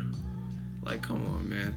And then people, they got caught up using like pictures from actual news stories and things like that, and they were trying to make it look like they got beat. Like, you got to do that much. And then some people were going on like IMDb and like Rotten Tomatoes, leaving fake reviews just to try to drag the rating down. Like, hey, the movie was horrible, man. I don't know why everyone's hyping it up. Listen, I watched it. I enjoyed it. I thought it was a good movie. Michael B. Jordan was dope. The Eric Killmonger character was dope. I liked it. I didn't know how he would fare as a villain, but I thought he did his thing. Kind of a different role for him. Black Panther, he was like a new king, so I think that some people were like, oh, they wanted him to be more like aggressive or something. But I think that's part of it. Part of it is he was like coming into his own. He had inherited this whole land, you know what I mean, in kingdom. So he has to get a feel for it, if you will. But that suit was dope. The special effects were dope. The suit was dope. The Wakanda scenery, all that was dope, man. Creed 2. Ryan Coogler's not directing the Creed 2, though. It's not the director from the first Creed, though. But maybe it'll still be good. I like the idea of the 5 tribes. Yeah, man, I thought it was good. I thought it was artistically done. I like how the Wakanda had like this, all these technological advancements. It wasn't just like a primitive, you know what I mean, African country. They're like civilized with all this high-tech stuff that they don't even have in, you know what I mean, in America. No spoilers. No, I'm not gonna spoil the movie for you. All this stuff you could see on the previews that I said. You know, I will say this. This is not much of a spoiler, but those females was raw. The female army platoon or whatever. So anyway, we'll stop talking about it. Don't listen. If you spoil it for other motherfuckers, we gotta have some justice in this motherfucker. If you spoil it, if you're intentionally being a dick, you'll get blocked, cause that's fucked up. And I hate when people do that. You know what I mean? Mufasa dies at the end. Like, you know what I'm saying? Like, just trying to be stupid. You'll get blocked. You'll be spoiled. Don't do that to people. Anyway, I liked it. Like I said, I like the direction, the characters, the visual effects. I'll probably do a review on it. Oh yeah, let's talk about Keith Thurman, man. We talked about it last night on the Vampire stream, but I really feel that Black China tape is trash. But I just feel Keith Thurman, he's purposely, maybe it's pride, but it's like he's like, oh, I've already gone this far, and the fans are already criticizing me, so he's like purposely sticking to that. Like, you know, do you know what I'm saying? Like, out of a pride. I don't know if you ever done that. Like, I've done that. Like, in terms of not that, but like, let's say you have a girlfriend, right? And you guys get in an argument, and you know it's something petty, and all you have to do, you don't live with her or something, all you have to do is hit her up and just be like, oh yeah, what are we fighting for, da-da-da. But nobody wants to reach out to the other person to be the first. You know what I mean? I think that might be what Keith Thurman is going through. He knows the feedback has been getting worse and worse, because he even said it. He said, yeah, I'm getting a lot of flack and backlash from the media, from fans. I mean, anytime you have fans who are smaller than you running up to you talking shit like, hey Keith, sometimes, like when he said, he's like, oh yeah, cause my shoulder, and he's like, oh Keith, you know what I mean, doing all that. Then you know what I mean, you know how I had a segment on my show, here's what they think about you, here's what they think about you. So you know what how people are feeling, and it's like he's purposely continues doing interviews in that same vein. And he even did an interview where he's like, I'm not going to let the fans bully me into a fight or something like that. So, I mean, that's cool, to each his own, but it's going to get a lot worse before it gets better with that type of demeanor, because, like I said, boxing fans, they know what they want, things like that. And people aren't trying to settle. We've had great years in the last year and this year so far. So, I don't know. We'll see. We'll see what he decides to do, but it won't be Errol Spence this year. And see, this is what I don't understand with certain fighters or whatever, is a fighter is like, you could say he's boosting himself up, whatever you want to say, but at the end of the day, if you don't call that person's bluff, then they're kind of winning, if you think about it, at least for the meantime. One of my favorite movies, The Last Dragon. Remember the scene where they go to a theater in Harlem, and Shonuff was like, yeah, am I the baddest? Am I the meanest? And then they were like, shut up, in the theater, because he's like, he's interrupting the whole movie theater, the whole movie or whatever. And he was like, anybody that wants me to shut up, come down and make me, yeah. You know what I'm saying? That's what Shonuff was doing. He was like, make me shut up. So he just issued a challenge to everybody in that fucking theater who wanted him to shut up, to come down there and make him shut up. And then a couple guys, I think, came, and then he beat them up. You know what I mean? He's like, anybody else? Yeah. Right? That's what some of these fighters are doing. These aggressive guys calling out Charlo, Errol Spence, Deontay Wilder. They're basically doing that. They're saying, like, make me shut up. Deontay Wilder's like, I'm the best in the division. I'm going to knock out Joshua. Joshua don't want to fight. Run. I'm so frustrated. I'm going to knock Wilder out. Ortiz, I'm going to knock him out, blah, blah, blah. So he's... The best way to shut him up is to make him shut up, just like Shonuff. Anybody else that wants me to shut up, make me shut up. Yeah, nigga, please. Right? And that's how I look at it. Errol Spence is like, if y'all got a problem, call out. Like, let's go. Let's settle it. Charlo, he's like, Canelo, I want them Lil G. Like, and it's like, everybody that they're antagonizing is not doing just that, calling their bluff. And the fans are making excuses. Like, there's no.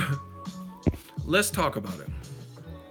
If Charlo knocks out Hugo Centeno, hypothetically, becomes the number one mandatory, and Golovkin beats Canelo fair and square, and it's clear that he beats him, right? Let's say he knocks out Canelo, right? Then tell me what's wrong with Triple G fighting Charlo. How is that a bad fight?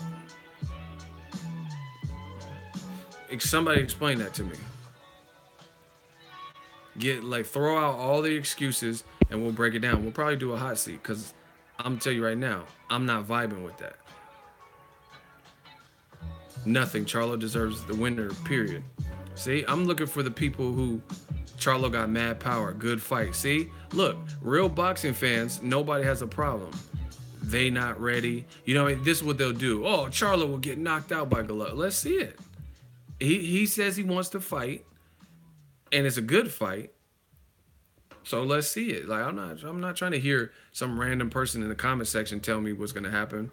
Show me what's gonna happen by making the fight. You know what I mean? Because they seem confident, both Charlos. They're coming off of good wins and looking the part. So let me see it. I'm not trying to hear people tell me, oh, Lions only will get their ass kicked. Show me that they'll get their ass kicked by making a fight. But they was cool with Dominic Wade. That's what I'm saying. Here, I'm glad someone brought that up. Let's talk about that. What do you think of Jacobs' opponent? I love it. Here's why. I love it because Jacobs is in a precarious position. People seen the Triple G fight. They've seen the Peter Quillen fight, so they know what the man's capable of, right? He's a high risk, low reward. He don't have a belt anymore. He's trying to stay busy. He's fighting an undefeated guy.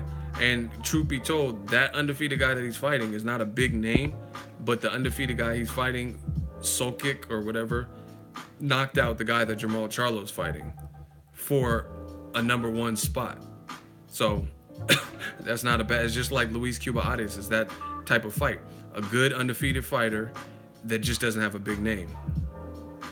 You know what I mean? Because I watched the Soul Kick, if you guys really know your shit like me, the Polish dude Soul Kick or whatever, Solki, that fought Centeno, that was the fight where it was on PBC, and then I think Hugo Centeno punched the ref in the face on accident. You know what I mean? It was a good fight, and Soul Kick got the knockout. So if Charlo is fighting Hugo Centeno Jr. with one loss, and that one loss is to Soul Kick, right? And they're fighting for the number one spot, then how can you be mad at Jacobs for fighting the guy that knocked out the guy who's in the contest for the number one spot at middleweight? So that's not a bad fight.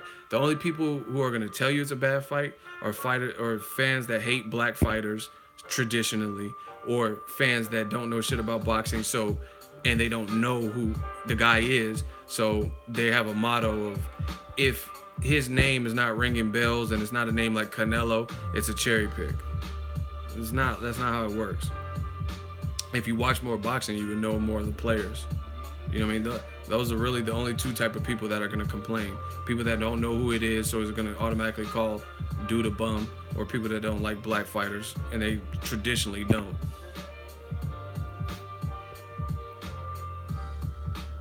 So it's a great fight for Jacobs, because you got to keep in mind, he just lost to Triple G. He's one fight removed from a Triple G loss, even though I thought he beat Triple G. So, I mean, it's a good fight.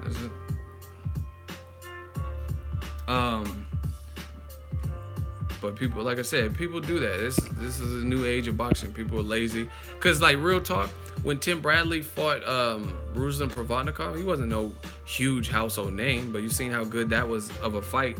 But, you know what I mean? Some of these guys got to start everywhere. Even Golovkin, when he was fighting Proska, nobody knew any of them. They didn't know Proska or him.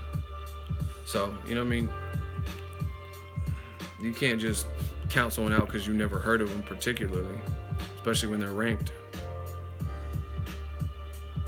Peace out to Maryland. Devin Alexander was robbed. I thought he clearly beat Vic. But, yeah, middleweight's kind of jumping right now, so I'm anxious to see. But Charlo Triple G is a good fight, or Charlo versus Canelo if Canelo wins. I mean, these are good fights. People would enjoy them. y'all gotta stop making these excuses for great fights not to happen. I've never seen this so much. Make sure we hit the like button. The likes kind of just stop. That helps the channel, helps improve our ranking on the front page, so more people can join the stream. We can get more opinions. Smash the like button.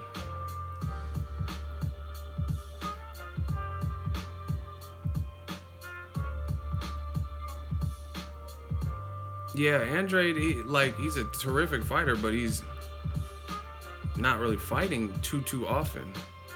You know what I'm saying? Like, when he has a chance to get some momentum, career-wise, promotional-wise, it doesn't happen. Like, okay, he looked good versus Alan Tez Fox. You know what I mean? First fight at middleweight. What about where now? Where is he? Like, you know what I'm saying? Like, where's the follow-up to that? They say he could have fought Derevyanchenko. I don't know what truly happened, but you know what I mean?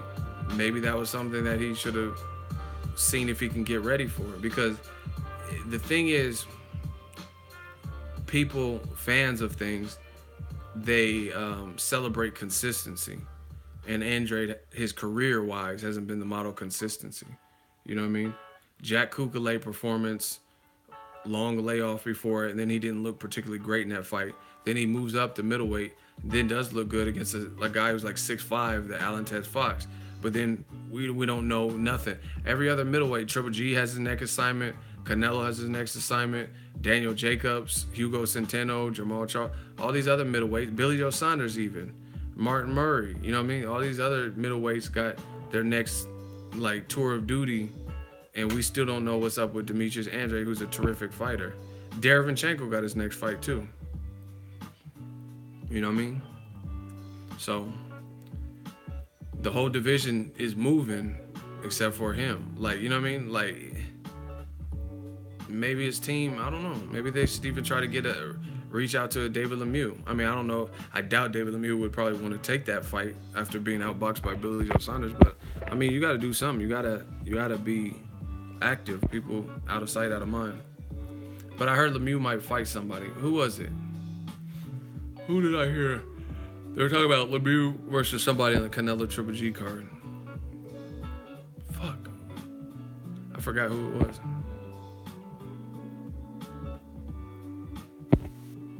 Yeah, like if Andre was with Al Heyman.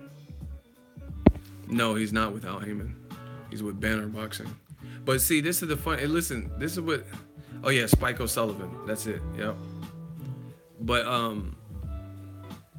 I'd rather see Andre versus Spike O'Sullivan, because Lemieux didn't look good his last fight. I'm just saying. Funny, people are like, oh, why isn't Andre with Heyman? But then you also have different people who say Al Heyman's fighters only fight once a year and this and that. So it's like, which one is it? Why every time there's a certain fighter, especially like a black fighter, people say he should be with Al Heyman, right? But then some other people are saying that Al Heyman fighters only fight a year. Yeah, I heard Andy Lee retired. Much love. Shout out to the Kronk Gym. Shout out to Ireland. I've seen it. I got the pleasure of watching him fight live before at Madison Square Garden. So good luck on retirement. I don't know why he retired, but I think there's still some cool fights for him, but maybe don't have the desire.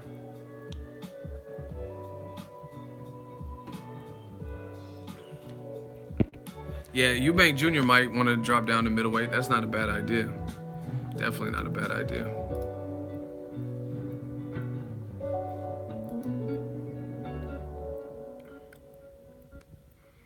Hearn claims Summer. Summer for what?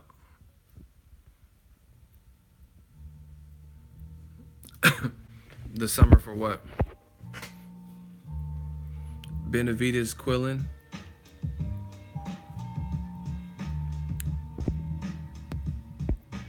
Hold on. Hearn claims summer of 2019? Summer of what? What summer?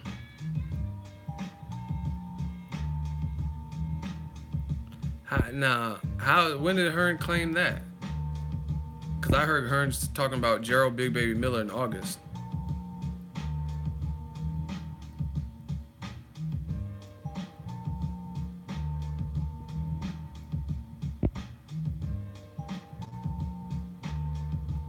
Here, speaking of Benavidez, since y'all keep talking about David Benavidez, I did an ego matchmakers. This is what I want to see. Gilberto Zurdo Ramirez versus David Benavidez. They've sparred before. That's a dope fight. Look at, they're about the same size, and it's just see where they're at. I know some people who were at the sparring sessions and they said it was close. This is a dope ass fight. Good for boxing, good for Mexico boxing. And I don't know. That's a good fight. David Benavidez got past Gavril. I think Zurdo has a fight coming up. That's a dope ass fight. I would love to see that.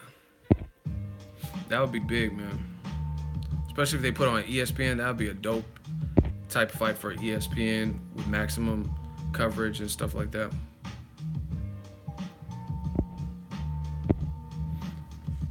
Speaking of Caleb Plant, since y'all asking, I posted this picture of David Benavidez saying I want to see it, and my dude Caleb Plant responded on here. Hold on, let me see if I can find it.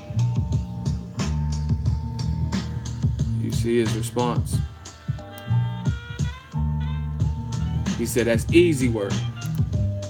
Just so y'all know, this is his real page. So, sounds like he's down to make that fight. That's another good fight.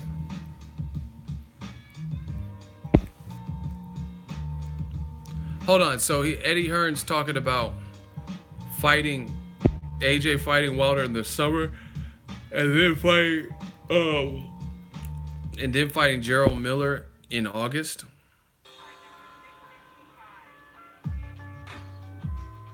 I don't know. That don't sound logical.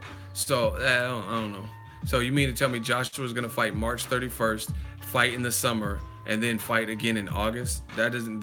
If you know anything about timing, that don't sound right. So I don't know where you guys are getting this, but that don't even seem possible. It's not spaced out enough. How can Joshua fight that frequently?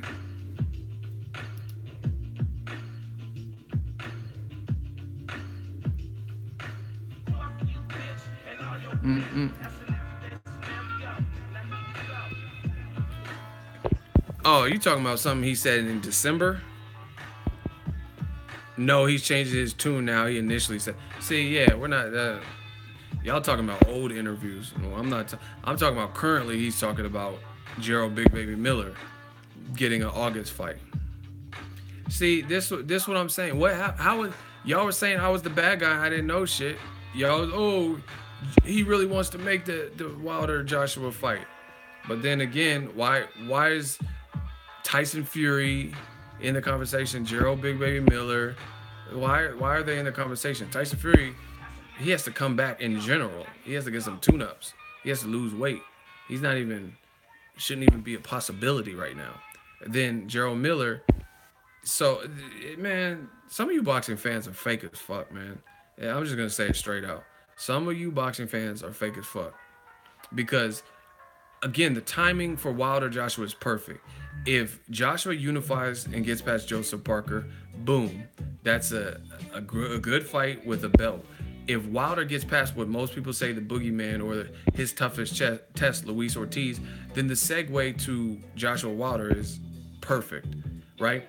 So what's the point of putting in a AJ versus Jarrell Big Baby Miller fight in between when Joshua can fight Wilder? That's not, you know what I'm saying? You unifying with Joseph Parker is the perfect segue into Wilder Joshua. Wilder beating Luis Ortiz is the perfect segue into a fight with Joshua. You know what I'm saying? Period. Not if Wilder fights Lucas Brown, Dillian White winner after beating Luis Ortiz. You know what I'm saying? And again, what happened to all them people when I was making them live streams and they were like, aha, no one knows Deontay Wilder's name in New York. Wilder doesn't sell out. So Jarrell Big Baby Miller is the one selling out stadiums, and he's not even the main event in his last couple of fights. He's been the co-main event. You know what I'm saying? So it's just what you guys say is full of shit. What some of you guys say is full of shit because it's not adding up with what you said to to the actual current situation. You know what I mean? Like, it just, we don't need to, the whole, I'm telling you, man, there's more than meets the eye, because the fight with Wilder Joshua, if Wilder knocked out Luis Ortiz, boom, people are gonna want to see that Joshua shit.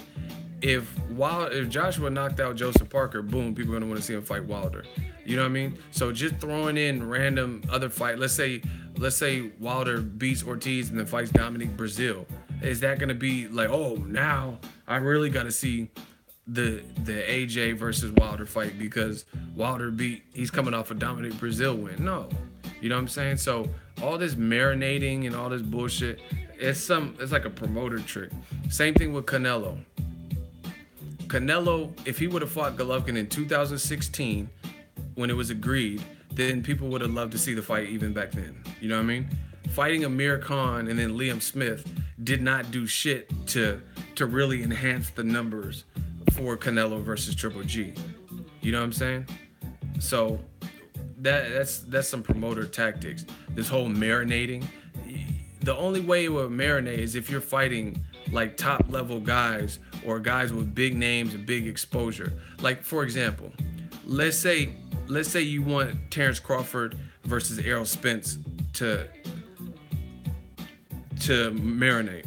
The only way you can make that fight marinate and make it so much greater, where it's exponentially greater than if they were to fight at the end of this year, for example, is if in between time they are fighting the other names that are going to get them maximum recognition and exposure.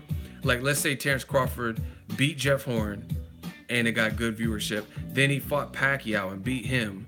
And then Errol Spence fought like a Danny Garcia, Keith Thurman, and then now they meet. Okay, because now you're crescendoing. You know what I'm saying? You're crescendoing to a climax. But again, if Canelo and Triple G is the fight we all want to see, and he fights Amir Khan, a welterweight, and then he fights Liam Smith, he was expected to win those fights. Do you know what I'm saying? No one's going to be like, oh, he knocked out Amir Khan, I got to see him fight Golovkin now. He knocked out Liam Smith, a guy I've never even heard of. I got to see the Golovkin fight. You know what I mean? Same thing with Golovkin.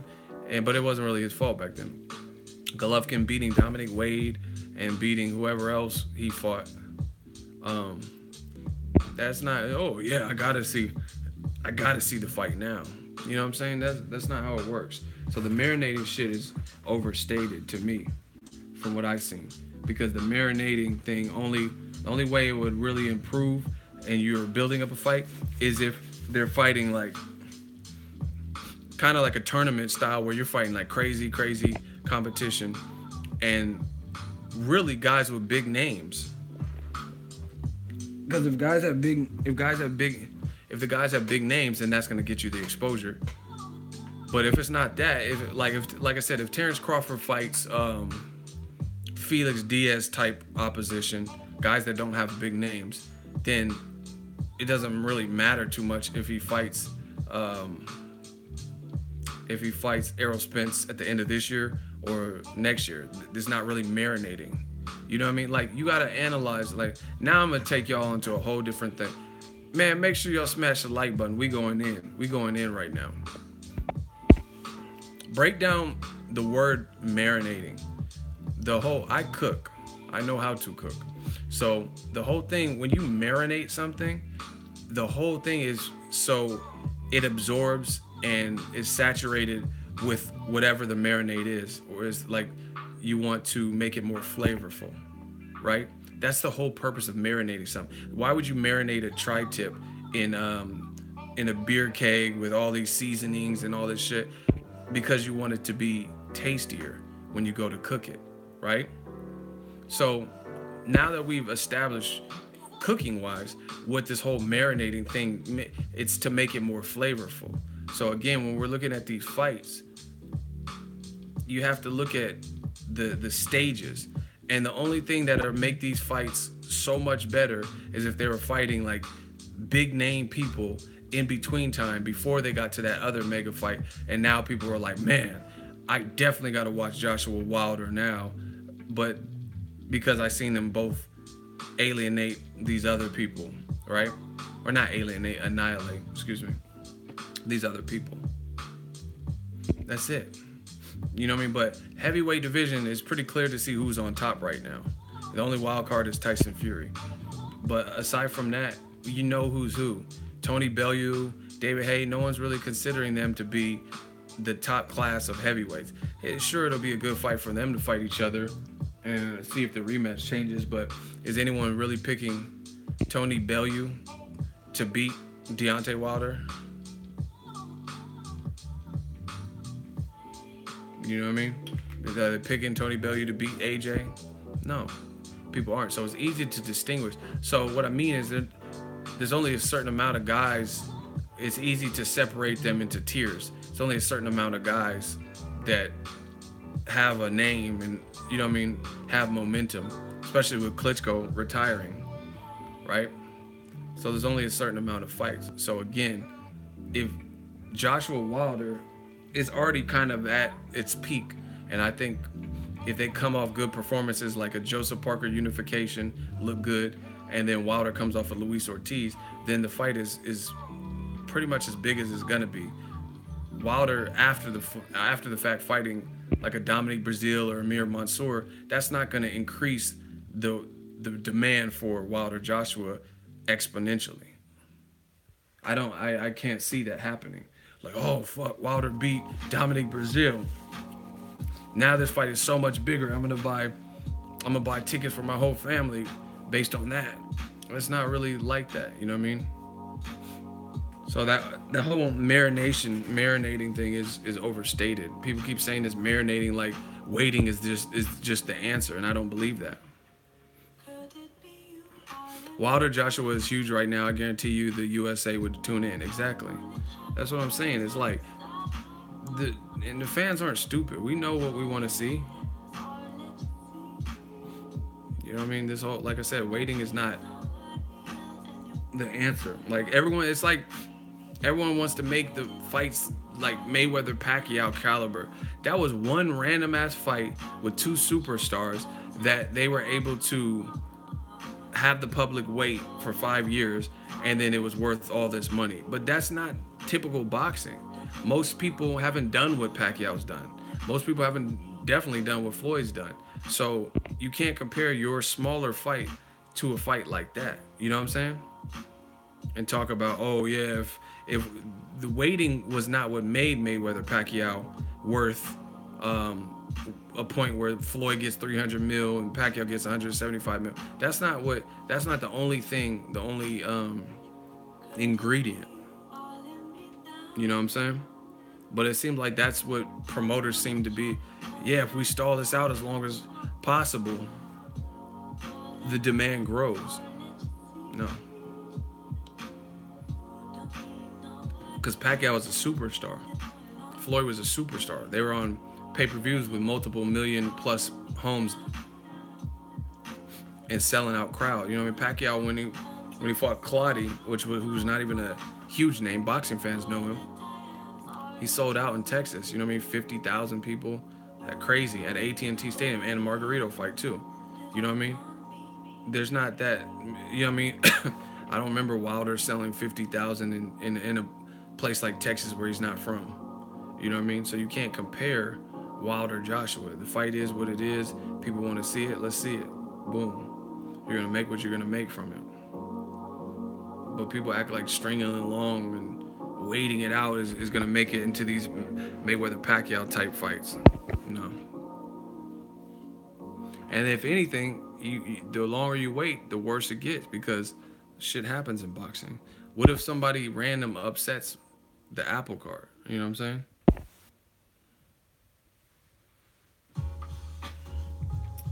So there's a lot of variables. The fighters have to continue doing good, and they have to continue fighting the fights that are going to make them household names. And like I said, at heavyweight, there's not really many people to go through aside from the you know what I mean, the top 6 guys. There's not really many people.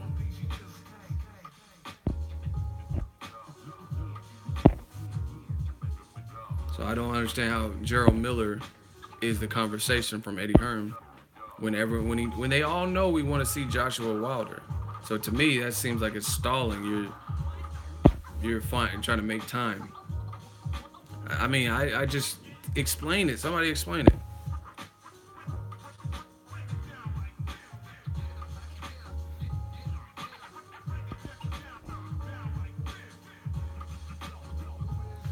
Somebody explain it. Because a couple months ago when I was making similar videos to this one, y'all had a lot to say. Y'all had a lot to say. Oh, you're lying. Wilder can't sell. What happened to all? See, I'm telling you, man. Listen. It's so easy to kill a casual. I'm gonna tell you killing casuals for dummies. How to kill a casual 101. It's very easy. And it goes like this. Use their argument against them. Listen to what they say, analyze it, and see if it makes sense. And if it doesn't, use it against them. Like I said, Gennady Golovkin fighting against Jermall Charlo, you could think of all the people thinking of a million reasons why the fight sucks and Charlo doesn't deserve it, and Uzi beat at middleweight and this. Okay, so using your logic, who did Willie Monroe beat at middleweight to get the Triple G shot? He wasn't a mandatory. At least if Charlo wins, he will be the mandatory. You know what I'm saying? So who did Willie Monroe beat? Dominic Wade wasn't mandatory, but he was coming off of a suspect performance over Sam Solomon, a 40-year-old with like double-digit losses, 11. So once again, if people have all these rationales and reasons why Charlo doesn't deserve the fight, then how do you justify those other fights? How did they get Golovkin fights? Doesn't make sense to me. So it's cop-outs and excuses. Oh, and it's really out of fear because you know Charlo. I'm not saying he absolutely beats Golovkin, but you know he could probably give him a hell of a fight. You know what I mean? And that's what it always boils down to. When you want to protect your favorite fighter or whoever, then that's what they do. Listen, y'all got to stop with this. Golovkin is 34. Who cares? What does that got to do? Why you keep bringing up? Why do people bring up Golovkin's age? Bernard Hopkins was like 51, still fighting top 10, top 15 guys and beating them. And he still took on Kovalev, who was a monstrous puncher and a champion. Why are you telling me about Kovalev or Triple G being 20 years younger than what Bernard Hopkins was? More excuses. See, this is what they're saying. Black fighters like Hopkins and Mayweather that have a style that they preserve themselves, right? They just expect them to have more longevity. Because Golovkin, because you know he don't have no defense, and his last couple of fights have been, he's looked more human. Now you want to bring up his age. Oh, it's because he's old and da-da-da-da. But listen.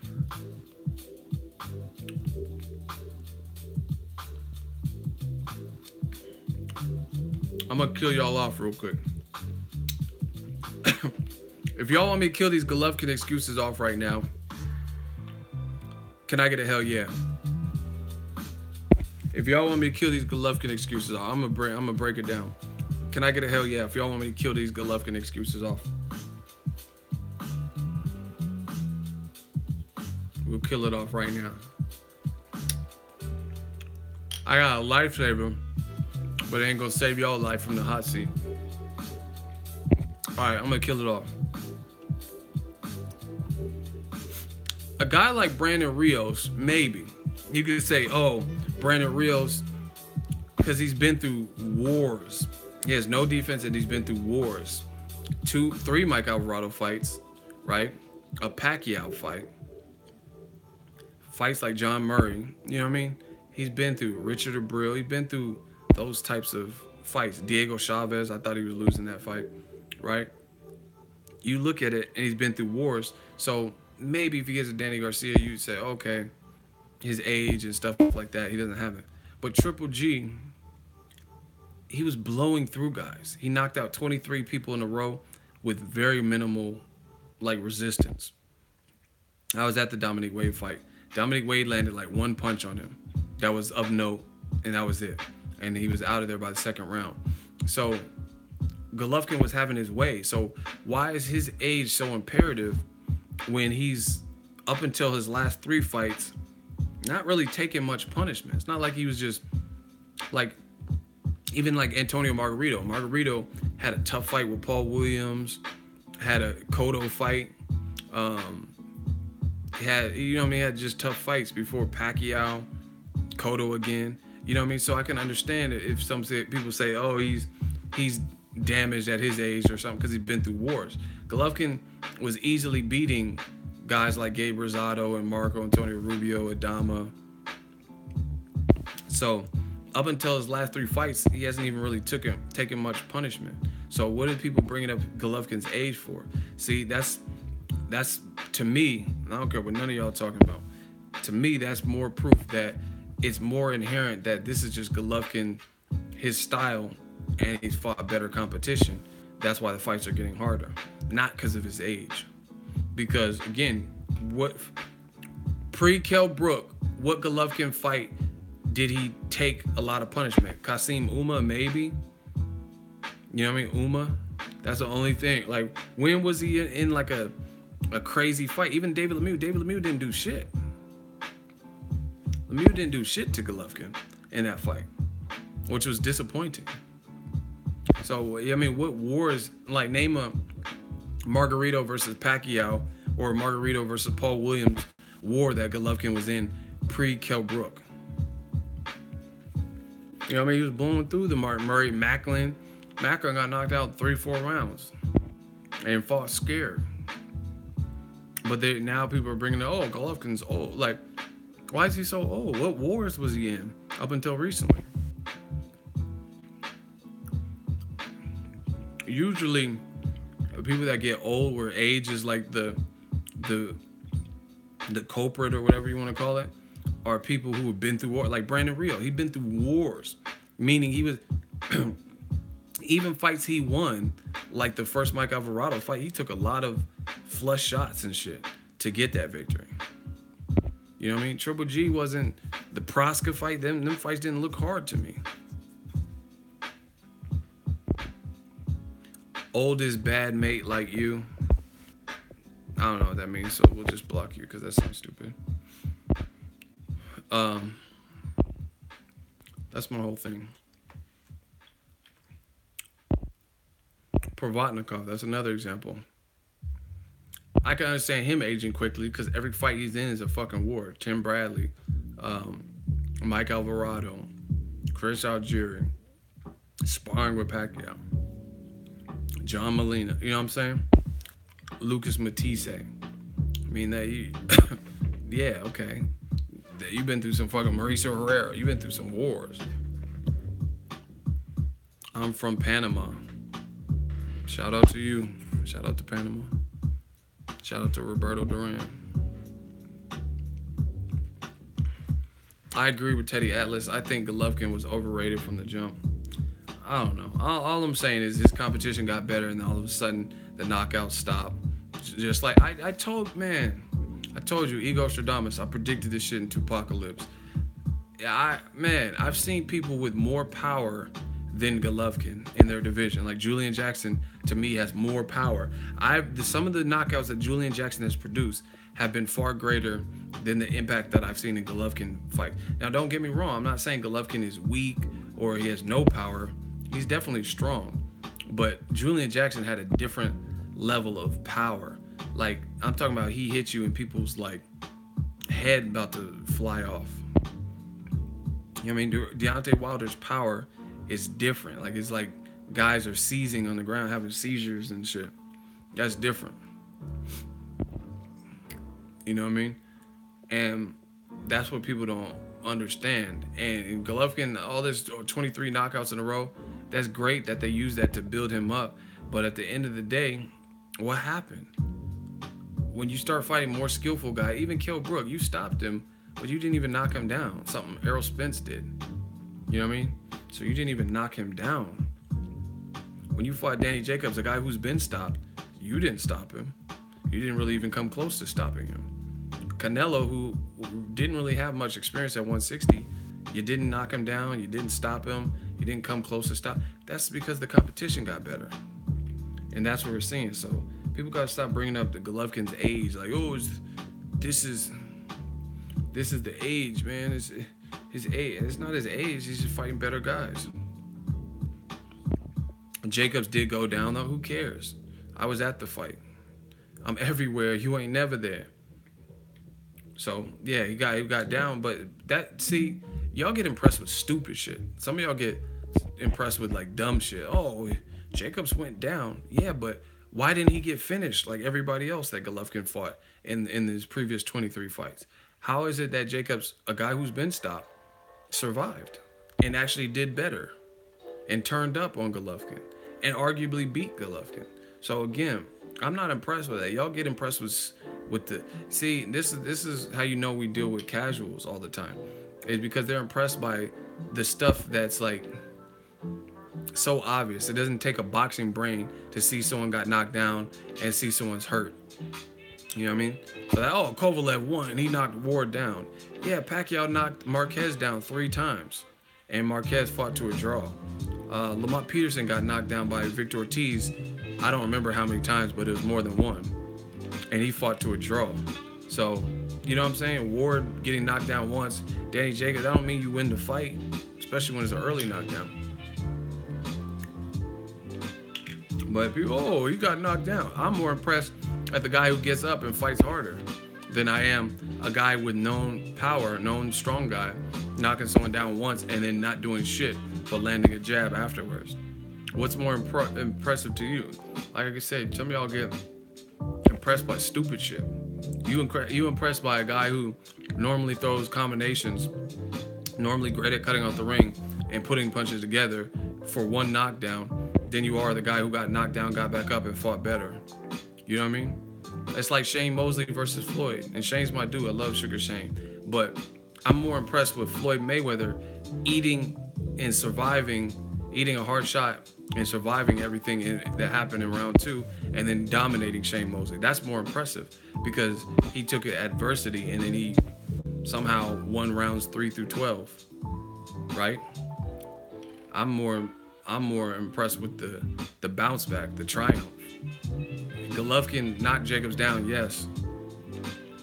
I don't think he had him badly hurt. And then he didn't finish him, which is something he's supposed to be known for. And then he arguably lost that fight.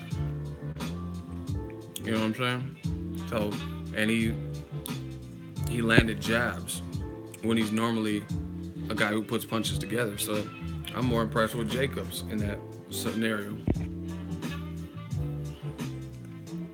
Shout out to Robbie Lee. He said they think a knockdown wins every fight. Shaking my head. That's true. That's what I'm saying. People, you got to understand boxing. Andre Jarrell got knocked down twice by James DeGale. Fought to a draw. Shit happens. So you mean to tell me Ward and Jacobs getting knocked down once, they're out of the fight? But again, casuals, they don't score the fights. They just go off of emotion, a knockdown, who they want to win.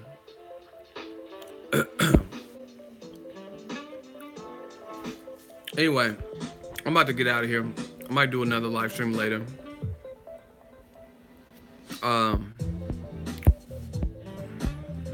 Anything else we forgot to talk about?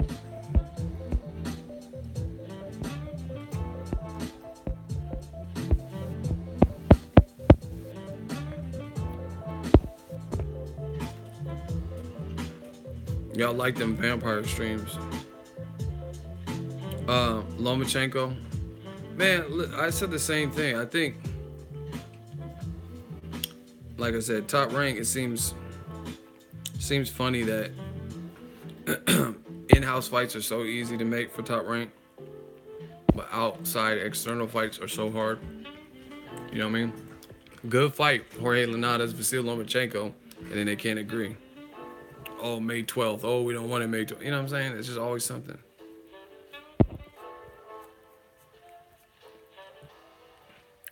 Yeah, Mikey Garcia. Like, why is it so hard to make that? Lomachenko. See, Ego's Army, we getting stronger. That's all I'm going to say. Bob Arum, after Lomachenko made Rigondeaux quit, Bob Arum says that Mikey Garcia would quit and Jorge Linares would quit. So this is the thing. Hashtag let's see it. 2018, that's the shit we on. So you just said after the Rigondeaux performance, you said Lomachenko makes Mikey Garcia and Jorge Linares quit. Them guys are good, but they'll survive until it's time for them to get knocked out. That's what Bob Arum says. But then why don't you make one of those fights next? You say Lomachenko's moving up to 135, but most likely he's going to fight Ray Beltran, who didn't necessarily even look great versus that Moses dude. And he got a title. So now you're going to keep it in-house. I mean, it's just so predictable.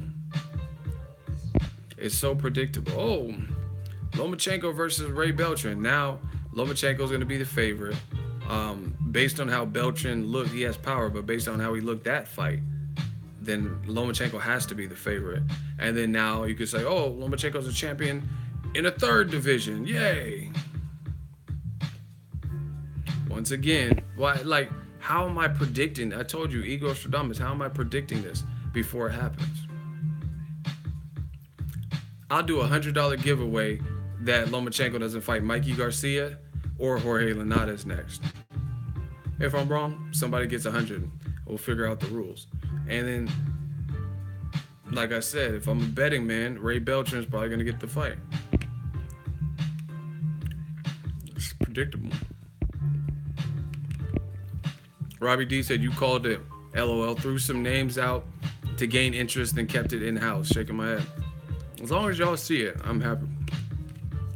Beltran, they gave him the win. He's a champion now.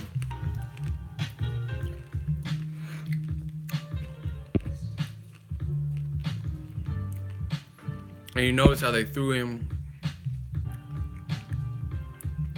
It's the same MO. Freddie Roach threw that bug in the ear that Pacquiao is going to fight on Terrence Crawford's card against a very low-level opposition for him. And then he's going to fight Lomachenko later in the year. Why do they do that? It's so, oh, now I got to watch Pacquiao's next fight. Even though he's fighting Mike Alvarado. Oh, now I got to watch Lomachenko versus Beltran. Because he's going to fight Pacquiao. Yeah.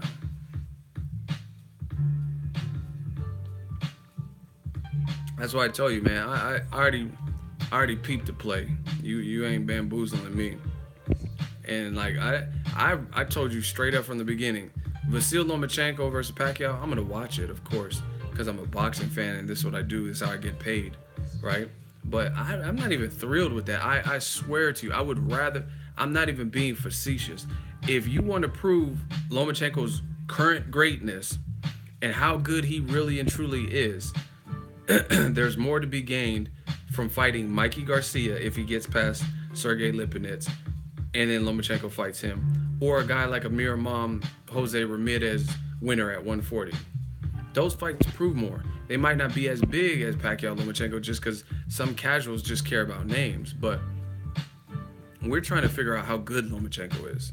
Like, we know he's good, but we're trying to figure out like how to place him, where to place him. He's getting compared to historic greats, that type of thing. You know what I mean? And like I said, I peeped the play. I see what's happening. Ray Beltran fights for a vacant title. Doesn't look great, but he gets it. He's with Top Rank. He has a respected name in boxing in terms of like boxing. Oh, he sparred Manny Pacquiao and fought Terrence Crawford. So then put him in there with Vasil Lomachenko, who would be the favorite. Now Lomachenko could be like, hey, this is my third division I went into, and I got a title in my first fight or whatever. Just like Rocky Martinez. But you got to look at who he's fighting. Rocky Martinez really lost to Orlando Salido in that rematch. So technically, he shouldn't have been a title holder. Ray Beltran fought for a vacant title and didn't look particularly good. And this is his first time getting a title. So his first title defense is going to be a guy the quality of Lomachenko. I mean, it's easy. I see the play. Point blank, period. Versus if Top Rank didn't keep it in-house and they made the Jorge Linares fight next, Jorge Linares is at least somebody who's probably taller than Ray Beltran, maybe taller than Lomachenko too. And he's had title defenses. But like I said before, the thing is, you can't play when you're doing a cross promotion. You can't play with the other guy's fighter when he's on another side. Do you get what I'm saying? Like, Golden Boy's not going to let Jorge Linares get disrespected as a champion, meaning you can't offer him some peanuts or some bullshit raw deal for a Lomachenko fight when it's his division, you know what I mean? And he's the champion. Golden Boy's not going to let Jorge Linares get what Rigondeaux got versus Lomachenko, what Nicholas Walters got versus Lomachenko. You know what I'm saying? So we'll see. We'll see what happens. A lot of stuff, a lot of circumstantial evidence in boxing. AJ might fight Jarrell Miller, which goes against what the fans were saying to me a couple months ago about Wilder needs to prove himself and build his profile in America, and he's never sold out a stadium. What? So Jarrell Miller's not selling out stadiums, not even on the main event. You know what I mean? So all those excuses you use for Joshua not to fight Wilder, how does that relate to Miller? It's too predictable. Let me know what you guys think. I'm about to get out of here. I might do another stream later.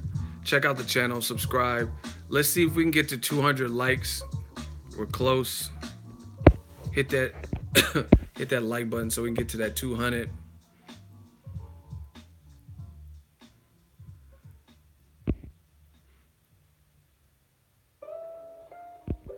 Ego, you heard Luis Ortiz was tested 7 times by Vada? LOL. Shit, Vada ain't playing. Vada, like, we gonna make sure. Vada probably live with him. You know what I mean? They might be staying in like a guest bedroom or some shit. Like, yeah, we just gonna work out with you and everything. We just gonna stay here. We not leaving and coming back. Thank you guys for tuning in. Holla at the kid, man. You notice the stream didn't get cut off. We back. Peace out, y'all.